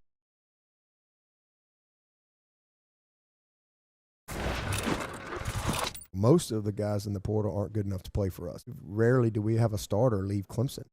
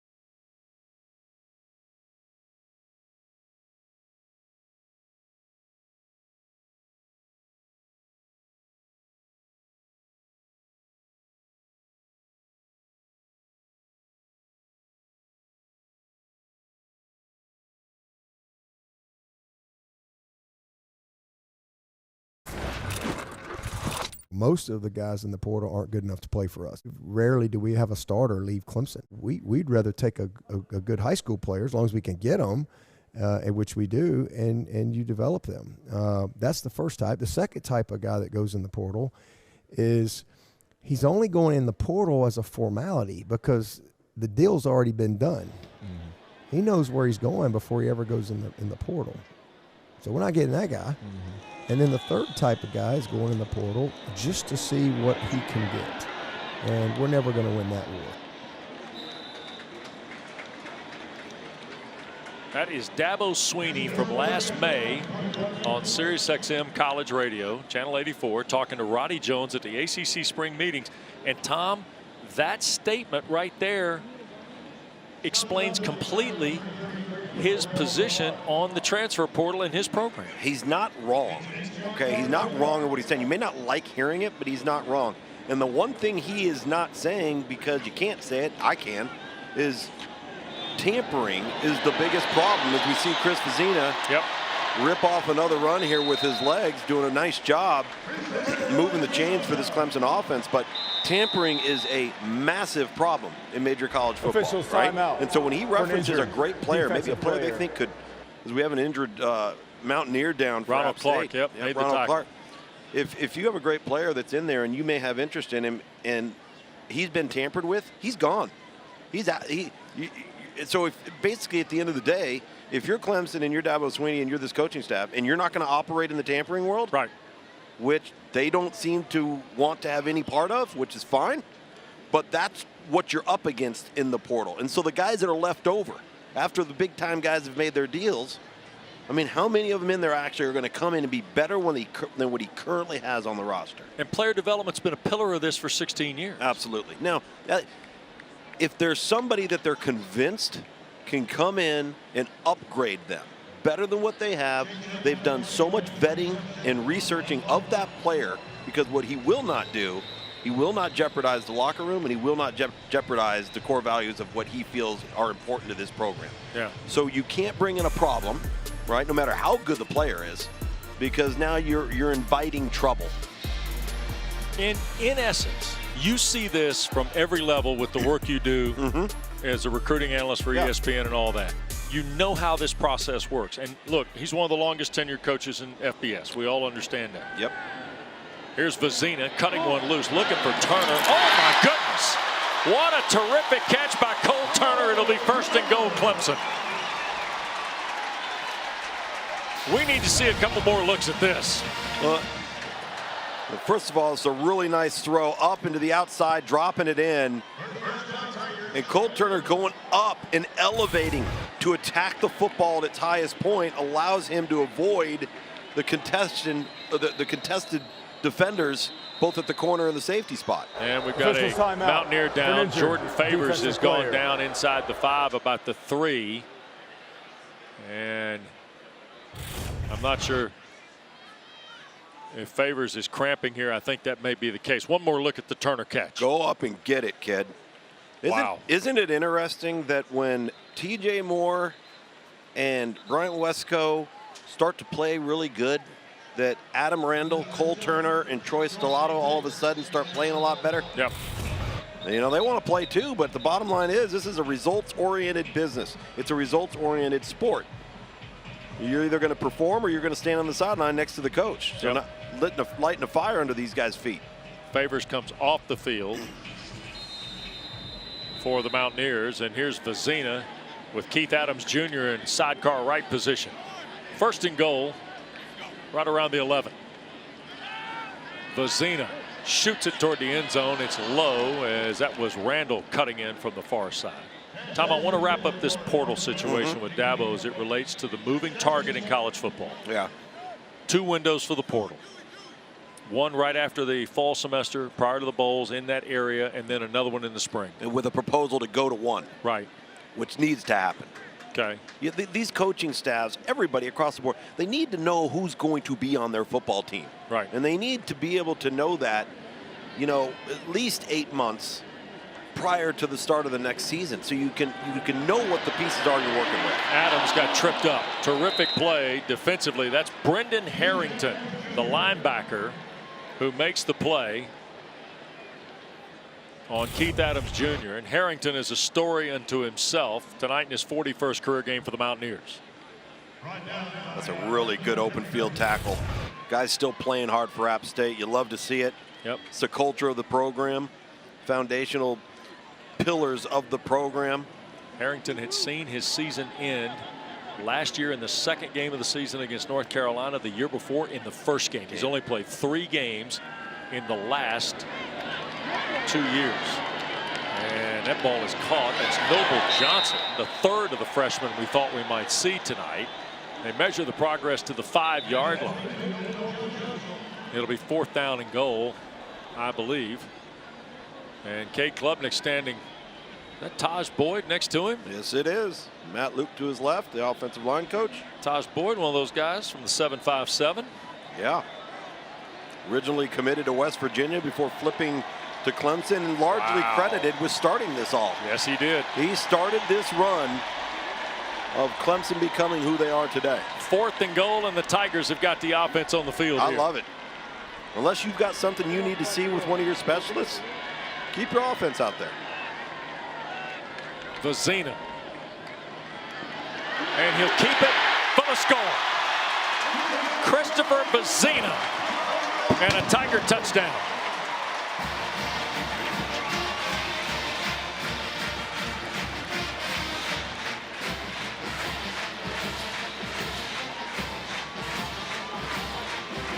Nice drive by the young redshirt freshman, Lukes. He has looked poised. He's made good decisions. Some words of encouragement from Dabo Sweeney, and you know Cade Klubnik and Taj Boyd are loving it. It's fun to play well. It's fun to win. This is supposed to be a fun game. It's a hard game, but winning is fun, and winning's hard to do. 63-20. Clemson with just better than 3 to go in the ball game. I gotta tell you now, old Taj Boyd, great guy, and look at the numbers here now. 32-8 was Taj Boyd. Yep. Deshaun Watson won 32 games. Well, Kelly Bryant's been lost in the flurry a little bit. He won 16 of 18 starts. Yep. Then there was the former Fighting Purple Hurricane from Cartersville. He came rolling in here. Trevor Lawrence won 34 games, a national title. DJ Uiagalelei won 22 of 28 starts. And coming into tonight, Cade Klubnik was 10-5 in his career. Klubnik's now tied Taj Boyd with 5 touchdown passes for Clemson and a half. Now, we told you earlier that you go back to 2012. There's a Taj Boyd game against NC State. Here's Kanye Roberts on the kick return. He'll be stopped shy of the 20. The ball popped out. Tigers say they have it. And Clemson does have it. Going on the field. Patrick Swigert, was down. a defensive tackle, has come away with a rock. First down, Appalachian And is State. running down there to where the Tigers doing the push-ups. By the way, Luke does not approve of the push-ups. I don't approve of the push-ups, but I'm fairly certain he's not a defensive tackle as well. Yeah. And you know we are deep into this football game of depth and reserves when we got guys without a name on the back of their jersey. So we hope it's Patrick Swigert is what you're telling me. Yeah, I can tell you by the body type, it's not. Okay. I love it. I love it. So now there's no touchdown. The crowd is seeing a ball out on the video board, and they think that's a fumble. And now Dabo Sweeney, has a timeout been called by Clemson? Sure has. Now here is the 16th year head coach of the Tigers with 170 wins, Luke's, who Clemson wants to talk to Stuart is Mullins. Called timeout because to challenge the ruling on the field that the runner was down. So Clemson is challenging the play with 3 minutes to go in the third. And Tom, in some ways, this is the coach matching his team's playing personality with what he learned last week. No question about it. And that's what it's going to be. It's going to be close. You think? Well, was his right hip. I know it. Look at him. So no turnover. It's the right hip of Kanye Roberts. See if 14's right hip is down before that ball comes out. Tough to tell on that angle. The previous angle might have been a better look.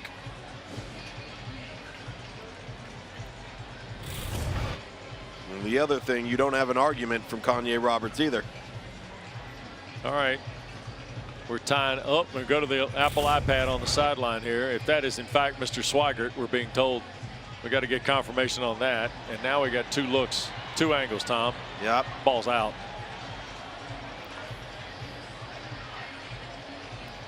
You tell me, Coach. What do you think? Well, first of all, I don't know if there's anything indisputable to overturn it. Okay. We're changing jerseys. Okay, now we know who it is. After further review, It's Peter Nern. the runner fumbled the ball prior There you to go. being down. So there we go. Clemson recovered at the 20-yard line. First down. Clemson is not charged with a timeout. Peter Nern is the young man that came up with it. He was wearing Swigert's jersey, and thank goodness he went Diana Ross and changed. Well, I knew he wasn't a defensive tackle, that's Yep. for sure. Yep. What do you think the reasoning is? Huh? What do you think the reasoning is? Because there's Did they have another both of them on 38 the field at the same time? Yeah. They had another 38? Yeah, that rule still applies Yeah, in Major no, League college yeah. football. You can have double numbers, but Yeah, they can't be no, on the field that at I the same know. time. Yeah. Okay. That's why. But hold on.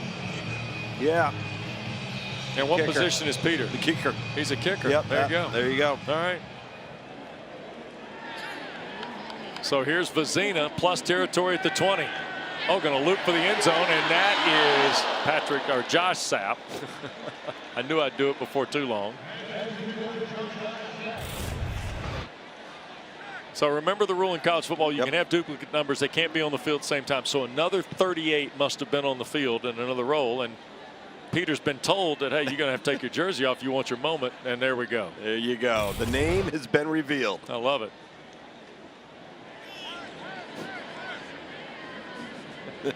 We had Sheamus last Saturday night in Atlanta. We got more guys promoting wrestling style here. Another exchange problem. Vizina falls on the ball back at the 23 with 3 minutes to go in this third period.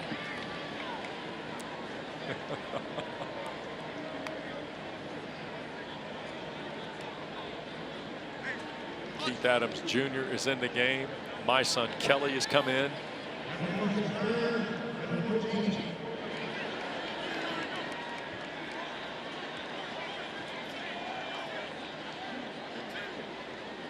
Robert Gunn is also the other 38 that was out there. That's why. Yep. On the kickoff cover. Yep. Hat tip to our friend Timeout, Ross Taylor for Clemson. that information. Their first of the half. 30 So second now a timeout's timeout. been taken here with 2:38 to go in the third. I got news for you, Coach Luganville. Sir? We have gone final in Winston-Salem. And we're going to roll the Saturday night primetime scoreboard at you. There's the early action. I told you. Virginia wins in Winston-Salem 31-30. Boy, Tennessee has widened the gap on NC State in the fourth at Charlotte. Yep. Louisville's gone to 2-0. Pitt's gone to 2-0. What a fourth quarter by Narduzzi's Panthers, huh? You talk about hanging in there and just playing the next play. Right? Yep. Syracuse, Georgia Tech, Kyle McCord, Tom Luganville. Kyle McCord was one of the best quarterbacks in the country today. Yeah, he was throwing lasers today. And how about Desmond Reed for Pittsburgh, one of the best portal acquisitions. Here's Vizina escaping the pocket out of the timeout. He'll be tackled from behind. That's Sullivan, the linebacker, tripping him up around the 19. Volunteers, by the way, have just added another score. We will be in Charlottesville next Saturday night. Tony Elliott 2-0 against Maryland coming to town. And we're going to get some field goal opportunities here. Hoosier is coming out. Nolan is from Huff High School, right up here in Lugs' neighborhood, other side of town. Yep, North Charlotte. Yep. 36-yard try. He hit last week from 26. And this one hit the crossbar, or hit the upright on the left and caromed in. Hey, man, bouncing your way tonight. 66-20 with 1:51 to go in the third. Second career field goal for young Hoosier. And the head man wanted to have a quick word about the doink off the upright, I think. Any which way you can. Yep, look at the push-ups, see? Now those are real ones. Yeah. Okay. See the bend of the elbow? Yes, sir. Yeah. 381 is the updated push-up number, by the way.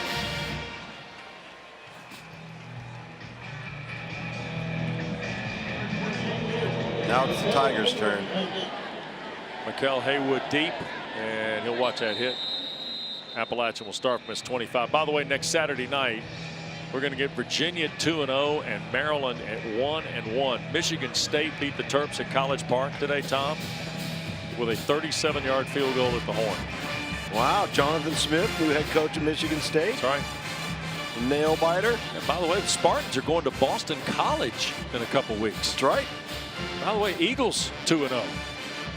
How about that crowd? You surprised Monday night like everybody else was? I wasn't shocked off of what we saw in week 0. Sure. And having seen Tommy Castellanos a few times, he's a handful. Here's Aguilar working to the right side, and Sammy Brown going to pull him down. Gain of almost 5 for Joey. Look at the poor Tiger. He can't. I mean, got to be done, right? Yeah, I'm baked. That's it. Just check it. Yeah, just dump him off the tray. Yeah. Hey, look, man, you've done plenty. So put a couple ice bags on the chest. Wrap some ice bags on the tries. Oh, what are we doing there, huh? My goodness. Look at all the emotional support he's receiving. Yeah, he's about to pass out. Yep. Here's the throw. Aguilar. Jackson can't reach back for it. Poor feller. Oh, now you're going to be the emotional help for the. Look at the Tiger. Look at him. I'm done. And she's laughing at him. Look at the smirk on her face. I think that's the Tiger Cub. That's the half. Oh, okay. That's the half. I don't think. I thought that was the wife. Tiger. Yeah. Oh, that is, yeah. That's the half. The smirk, by the way, Tom, I think is permanent. Just checking. Hey, we better be careful. We'll end up with SVP on some sort of segment if we're not careful here the rest of the night. Aguilar, another shot looking for Jackson again. Boy, is that Mekhi Jackson? No, it's Christian Horn, 13, not 15. Terrific catch for 21 yards. Terrific catch, terrific throw as well. Well, Aguilar now starting to show you a little bit of what's in the toolbox. Yeah. Terrific football player. And Frank Ponce, and they've done just a marvelous job. His development, Luke, you know this, over the last year and change has been really, really good. Well, they got some good quarterbacks in that league, too. Well, and everything about this football program and their goals and aspirations are all laid out right in front of them. Regardless of the result of this game, they're still one of the better group of 5 programs, I think, in the discussion for the college football playoff. You've got Memphis, of course. You've got Boise looking pretty good. You know, Fresno State went up to Michigan, played the Wolverines pretty tough a week ago. So there's going to be a handful of programs out there, and App State will be one of them. By the way, Boise's at Eugene tonight. Yeah, they better watch out after the Vandals vandalized them. All right, we go to break, 66-20. We're going to have to dive a little bit into the record books in quarter 4. It's been a long time since the Tigers. Only in the first half, but what now he has to focus on is not regressing. Yeah. Stack good performances on top of good performances, so you develop some game in and game out consistency that this team can rely upon. Yep. You saw the graphic a moment ago. He's the first guy in the last 25 years, Tom. 5 or more touchdowns, 90% or better completions. Yeah. Whew. What a night.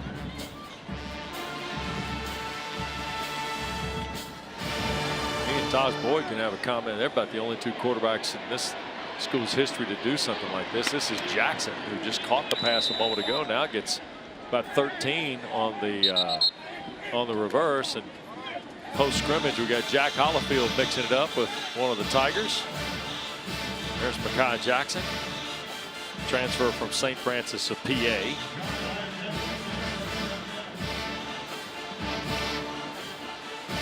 46-point lead.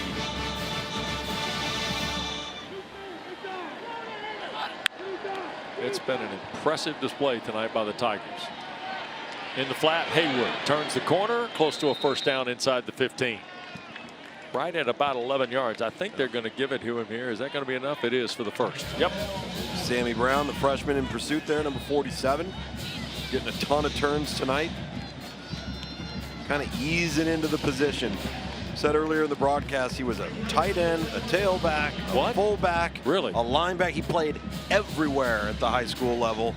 Kind of a jack of all trades on both sides of the ball. And so now just settling in to become a full-time linebacker. And when it starts to really hit for him, he's going to be a good one.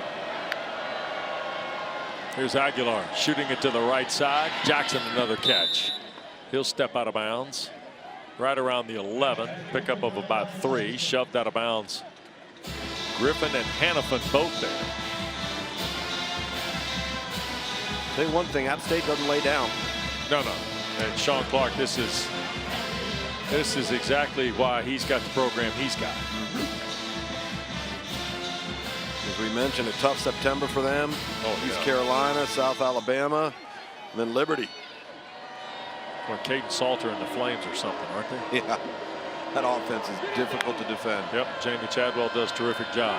There's a throw to the end zone and cannot be collected by Robinson. It's close. Close. Tigers had some really good pressure in there. It was Austin Randall in coverage here, 35. Yep. Not bad. In phase. That ball would have had to have been just slightly to the outside for Robinson to make that catch on the back shoulder throw. Downfield, number 87, offense, 5-yard penalty. Repeat first down. So ineligible, cost the Mountaineers 5. Joey Aguilar, rugged start, has gone over 200 yards now on 17 completions.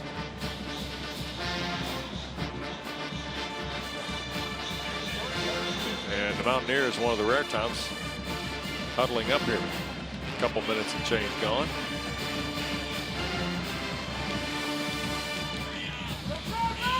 Boy, Clemson's got to take this and go to a bye, Luke's. Yeah. Off week before NC State 2 weeks from today. Trying to go inside there. That ball got knocked away and a flag has been thrown. That's a good call. You got Fagan's got the left arm. Tavoy Fagan. Yep. He's got the left arm on the back hip of Mekhi Jackson. It's a Pass good call. interference, number 6, defense. Freshman automatic. from Tampa. First down. We're talking about a lot of young guys playing here in the second half now. So another look at the penalty. Watch his left arm. And then he brings it around with his right hand as well. It's a good call by the back judge.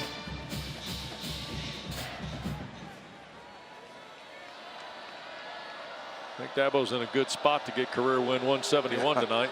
I bet he wishes he didn't have a bye next week, though. I bet you're right, too. Here's Robinson stringing this out. Oh, no, he flipped it toward the end zone. It's intercepted. Oh, my goodness. Oh, what a play by Ricardo Jones.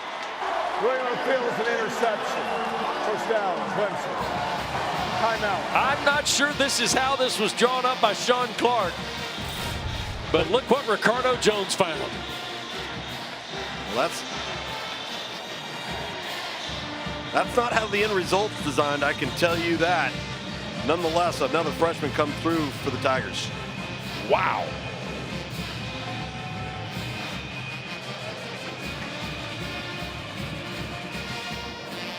What on earth is Caden Robinson doing? I don't know. He threw a jump hook up there. He did. Jeez. That is so bad, isn't it? Yep, and only 3 minutes went off the clock.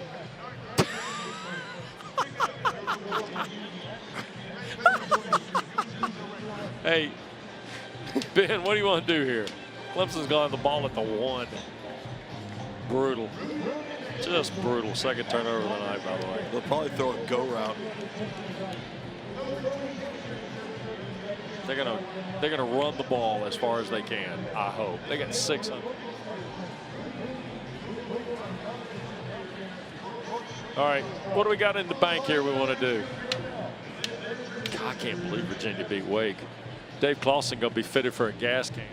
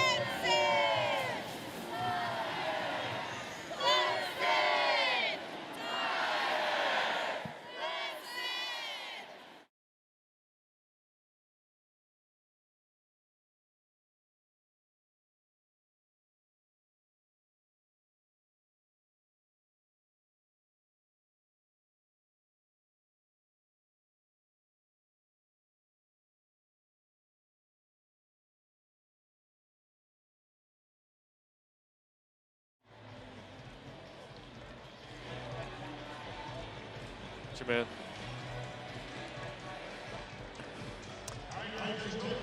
We're early in the fourth quarter tonight at Clemson. Tigers 66, Appalachian State 20. Dana, I got to believe it's a decent sideline for Dabo Swinney right now. Clemson, he's a happy man down here, throwing out fist pumps to all of his players, specifically pulled aside Ricardo Jones and tell him what a good job he's done. He's really happy with the young players out here. All right, that's Tom. Talk about small building blocks tonight. There's Haynes, by the way, carrying the ball for about 3 yards on first down. Haynes, a freshman. Ricardo Jones, who just had the interception at the 1, a freshman.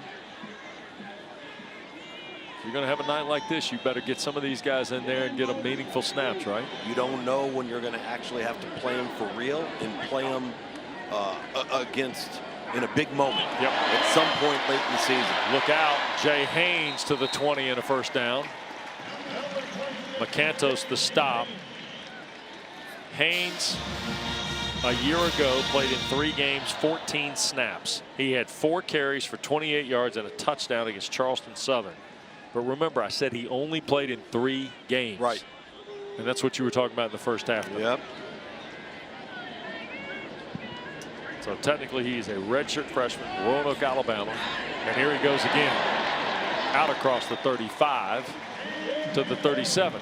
And it's interesting we've reached this game to this kind of point here, because I want to go back to the portal conversation. When you got somebody like this, who you're developing, and let's say, okay, some people are in the market for a running back. Well, you've got a little bit of depth. You're trying to find depth behind Phil Maffa, who's a grad student and last year here. Keith Adams Jr. is a sophomore. Jay Haynes is a redshirt freshman.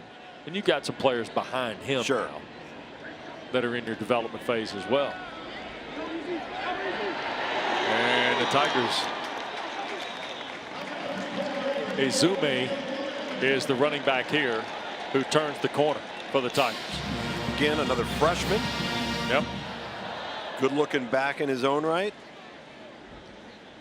You know, there's certain positions that translate easier, meaning there's less of a learning curve when you go from the high school to the collegiate level. And with running back, it's generally about 2 things. Can you protect the football, as in do not fumble, and can you understand pass protection? The running game part of it's the easy part for you. Yeah. Second carry here. And this is where the discussion point, we showed you the graphic earlier, only the service academies didn't take transfer portal kids. And here's kind of the graphic on this. I love the dark sunglasses in the graphic, by the way. And 235 is the number in the ACC. Right. But as we said earlier, I think this is the point that's gotten lost in some of this discussion, Tom.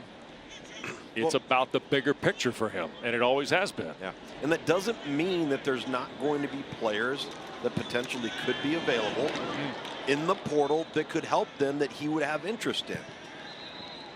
But by and large, it's not going to be something he's just going to go do and not have you know, thoroughly researched the guy or had a previous relationship with that player through recruitment out of high school, whatever it may be, because he doesn't want to disrupt some of the other things that they've got going on in this program that have been long-standing pillars. Yep.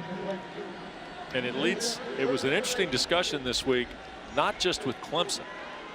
It was an interesting discussion with Sean Clark and Appalachian's use of the portal. Here's Vizina. This is a third down play. He'll shoot it Azume across the other side. And Dana, I thought Sean Clark's conversation about the portal, and in particular a player like Virginia Tech center Jack Hollifield, was pretty well stated too. Jack Hollifield was not playing at Virginia Tech, and he's got a chance at Appalachian to do that. Yeah, I agree, Russ. I think it's a juxtaposition of the portal, and it's different for different teams. And Sean Clark said we welcome transfers, and they have a little bit of a different approach as well. They need to know somebody at that school, just like Davos. We need to feel comfortable with that. But Jack Hollifield wasn't playing at Tech, and he just needed someone to spend time with him and develop him and see how he's grown here at App State. Vizina from the pocket now steps up. He'll be taken down right at the line. Tigers are going to miss by 6 yards this fourth down conversion, and it'll get us to a timeout. Kahari Haynes made the play from the linebacking spot. So the Tigers turn it over on downs. Back to Clemson in a moment.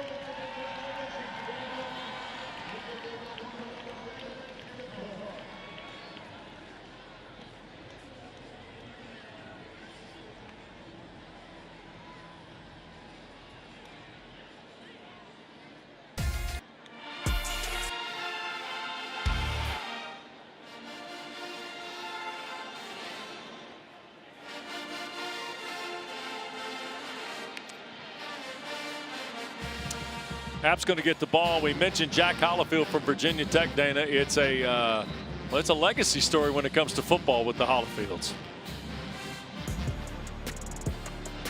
Players in the Hollifield family, and it's all built on hard work and determination. They take pride in their blue-collar approach to life and football.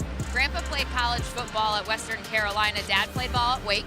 Uncles Ryan and Andy Hollifield played at App State with Sean Clark, so it's most certainly a family affair. And Sean Clark echoing the sentiment this week, telling us we'll take all the Jack Hollifield we can get. He's built of the right stuff. Yeah, Sean Clark called him a pipe fitter. That's a great nickname. That's my man. Now, those of you that have followed the ACC, you know about Dax. And my man has made it up here tonight. That's Amani Marshall for a couple of yards on first down. And the reason Dax had to hustle to get here is because he's got work, okay? And his work, Tom? Look at him. Yes, sir. Here it is. We're on the crew with Hendrick Motorsports. That's so Dax cool. on the other side now with the jack. Here he goes again. One pump, you bet. I'll handle the wheel. Shove it in there for you. The gas guy does his job. Here's Caden Robinson. He gets shoved out at the 45. Danny, you had a chance to talk to the former Hokie linebacker?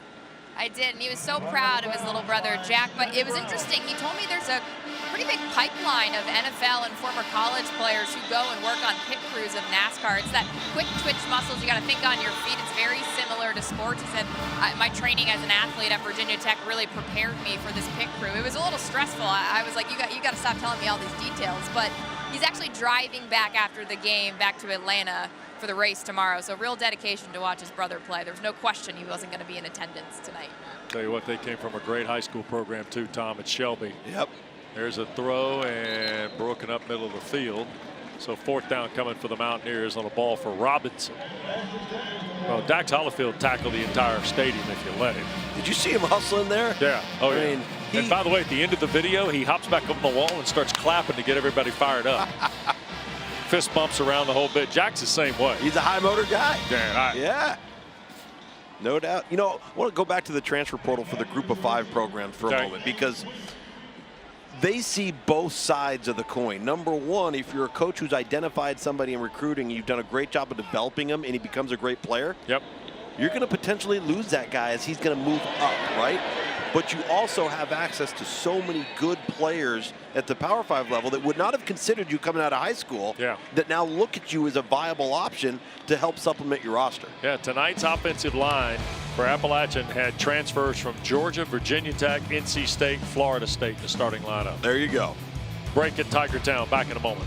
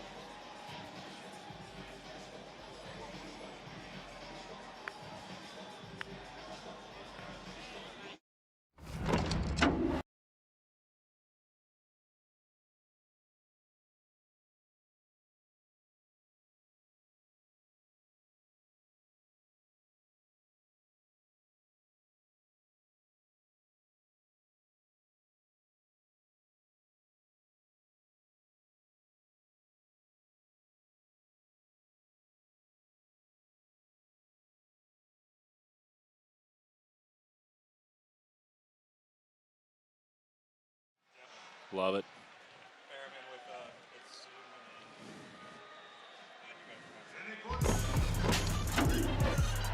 Well, we told you we're going to be in Charlottesville next Saturday night for Virginia and Maryland. And look at Anthony Calandria and the Wahoos and the comeback tonight in the Twin Cities. Touchdown strike to Harris. There's another throw to the goal line. That completes a 4th down play, Luke's. And then hands in the air for Grady Brosterhouse tonight. The former Weddington Warrior, Luke's friend for years, friend for tears for you. And there is Ezeumame on the carry for the Tigers. Trent Pearman, by the way, has come in at quarterback now for the Tigers. 2-0 for Tony Elliott, with Loxley and the Terps calling next Saturday night on ACC Network in prime time. Yeah, the Terps dropping one to Michigan State tonight. And I loved how Dave Clawson, the head coach at Wake Forest, described this Virginia program, kind of looking back at his team in 2014 and 2015 and how the program has been built and developed. We'll get a look up at the close-up look at the Cavaliers next Saturday night. And again, a unique set of circumstances after the tragedy in Charlottesville. Well, I think we can mark Clemson. You want to get the telestrator out? We'll mark Clemson up at 1-1 tonight, Luke's. Yep. With NC State after the bye week, and then the Stanford Cardinal are here, and then back-to-backs at Florida State and Wake Forest. It is still in front of them for Dabo Swinney. Everything is. Yep, everything. And you know what? It is for App State too. Yeah. Sun Belt Conference Championship. Uh-oh, here's a Swinney. Clay makes the catch. Upfield he goes. It'll be 3rd down and about 5 on the play. And you mentioned the Mountaineers. Here's a look at their slate. You'll see that East Carolina game from Dowdy Ficklin next Saturday on ESPNU, and then South Alabama 5 days later. Yep. Little Sun Belt midweek. Thursday night for the Jaguars, and the Mountaineers at one of the great spots for college football. Kid Brewer Stadium in Boone. That's a tough road schedule for App State. Yeah, it is. And Ezeumame. Oh, we got a quarterback keep. Oh, was that a keep by Pearman? Okay. Trent Pearman had a big spring game here.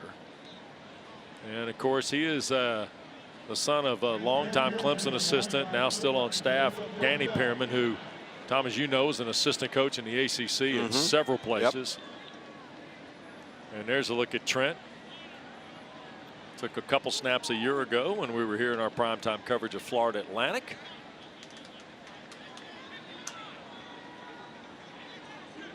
Probably helps that the high school here has won a couple state titles too, right? Yeah, oh yeah. About 10 minutes away from where we are. Here's Pearman making a long throw, and that was a heck of an effort by, was that Swinney on the, nope. It was Bird, the intended receiver. So the freshman Bird was the intended receiver. Chase, a freshman from Greenville.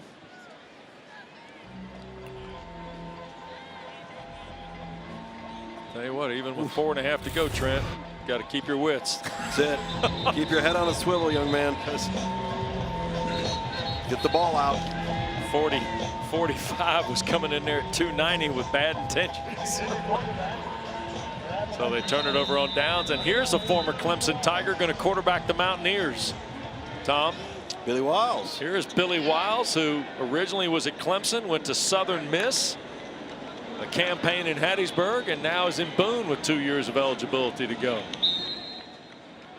Amani Marshall the carry for the Mountaineers. A year ago in Hattiesburg, 10 starts for Wiles. Completed 54% of his passes, 1,900 yards, 11 scores, and against Appalachian, this is kind of what can happen. You see a kid on another team? Well, Billy Wiles went 23 of 41 for 287 and a score at Kid Brewer. There you go. And all of a sudden, he's the backup to Joey Aguilar. And Marshall, a hard run on 2nd down. Gets him near the 1st down mark with under 4 to go. So Billy Wiles, who's from Northern Virginia,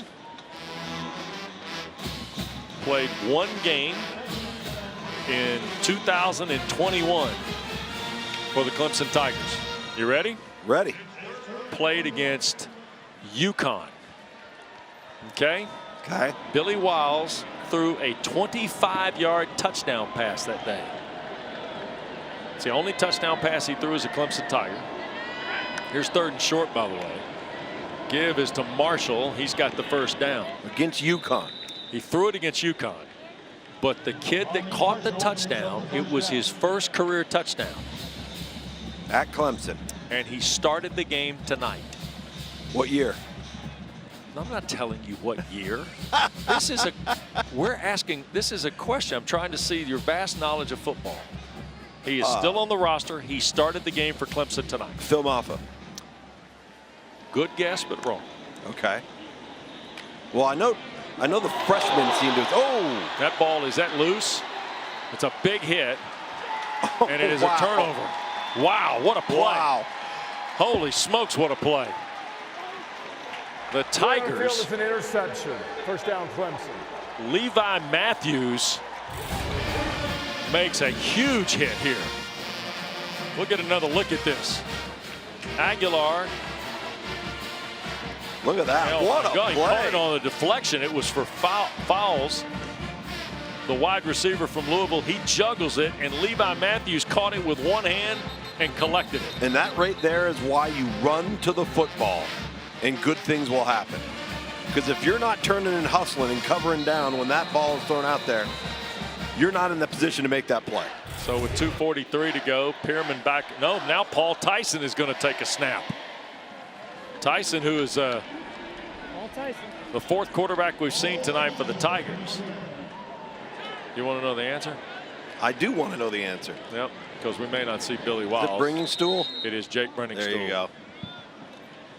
How about that? And by the way, the interesting part about that was UConn had just named Jim Moore the head coach that week. Yeah. On Tuesday of the game that was that Saturday, and Jim Moore came in the booth with Roddy Jones and I Oh, there you go. that afternoon. So Jake Brenningstool's first career touchdown pass was thrown to him by Billy Wiles. The Billy Wiles. The Billy Wiles who we That's just saw for Appalachian. That's right. it. We've also seen the Levi Matthews make an unbelievable play here tonight with 2:05 to play. I'm telling you, Clemson is just. This is the 2-minute. They just got a little timeout. garden of defensive linemen that just keep popping up.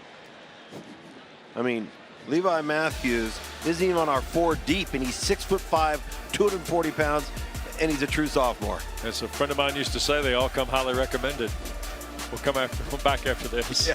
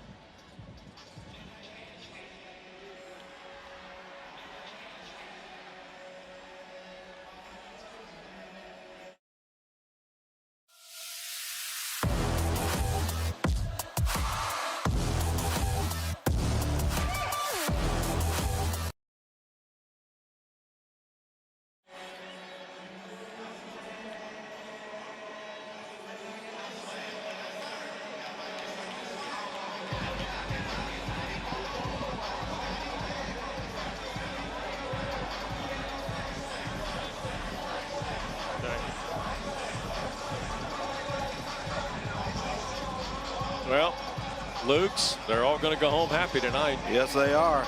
And to be Clemson. honest with you, I don't know when they're heading home. Clemson, by the way, is on the verge of their 21st straight home night win. Jay Haynes the carry. And they are moving to 36-2 in home openers since 1987. Tom? 1987. Yes, wow. sir. They lost in 2003 to Georgia here. And they lost in 1999 to Marshall in a home opener. 13-10. That would have been a Byron Leftwich led Marshall team, I believe. Question mark. Inside give. Tristan Rigby. Who was the head coach here in '87? Would it have been Ken Hatfield? 87 would have been Ken Hatfield. Yep. 99 would have been Tommy Bowden. There you go. Brad West was, Tommy West rather, was let go at the end of the 98 season. And who Tommy Bowden's and who was the coach at Marshall in '99? 99 would have been Bob Pruitt, I think, right? See? When were You're you? not the only one in this game. When were you in Herdtown? Grad school '97, '98. Okay. Yeah. That was Bob Pruitt, right? Yep, sure was. Yep. Chad Pennington and that whole crew. A pretty good team. Yep. Ball punted away here. Fair catch called and asked for at the 14-yard line by Robinson. Quick reminder to you. Yes, you've been with us this long. You might as well stay for more. Because I'm telling you, the ACC huddle team is standing by. Complete wrap-up of the full day in the Atlantic Coast Conference awaits Taylor Tannenbaum, Mark Rick, Eddie Royal, Eric McLean. They are standing by. They will chronicle all of the action today. Interviews, highlights, analysis, and more. They were reportedly we're going to start at 11 Eastern, maybe about 11:45. Did they not pay the light bill? No, I got to get the lights turned on, EMAC. What are we doing? Eddie, EJ, how we doing down there? Coach is in there. He's ready. Coach's going to light a candle. Yeah, Coach will keep everybody going. Taylor's going to hold up a lighter. Stay tuned for the beak at the end. That's you know it. the beak. Yep. Mark's always got the beak at the end. Calhoun the carry for Appalachian. Jalen Calhoun from Lakeland, Georgia. There we go. EMAC's in the middle. How can you tell?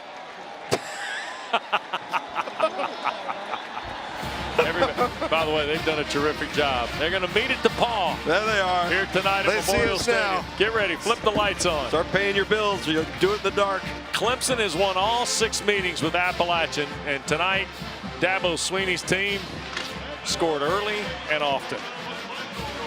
66-20.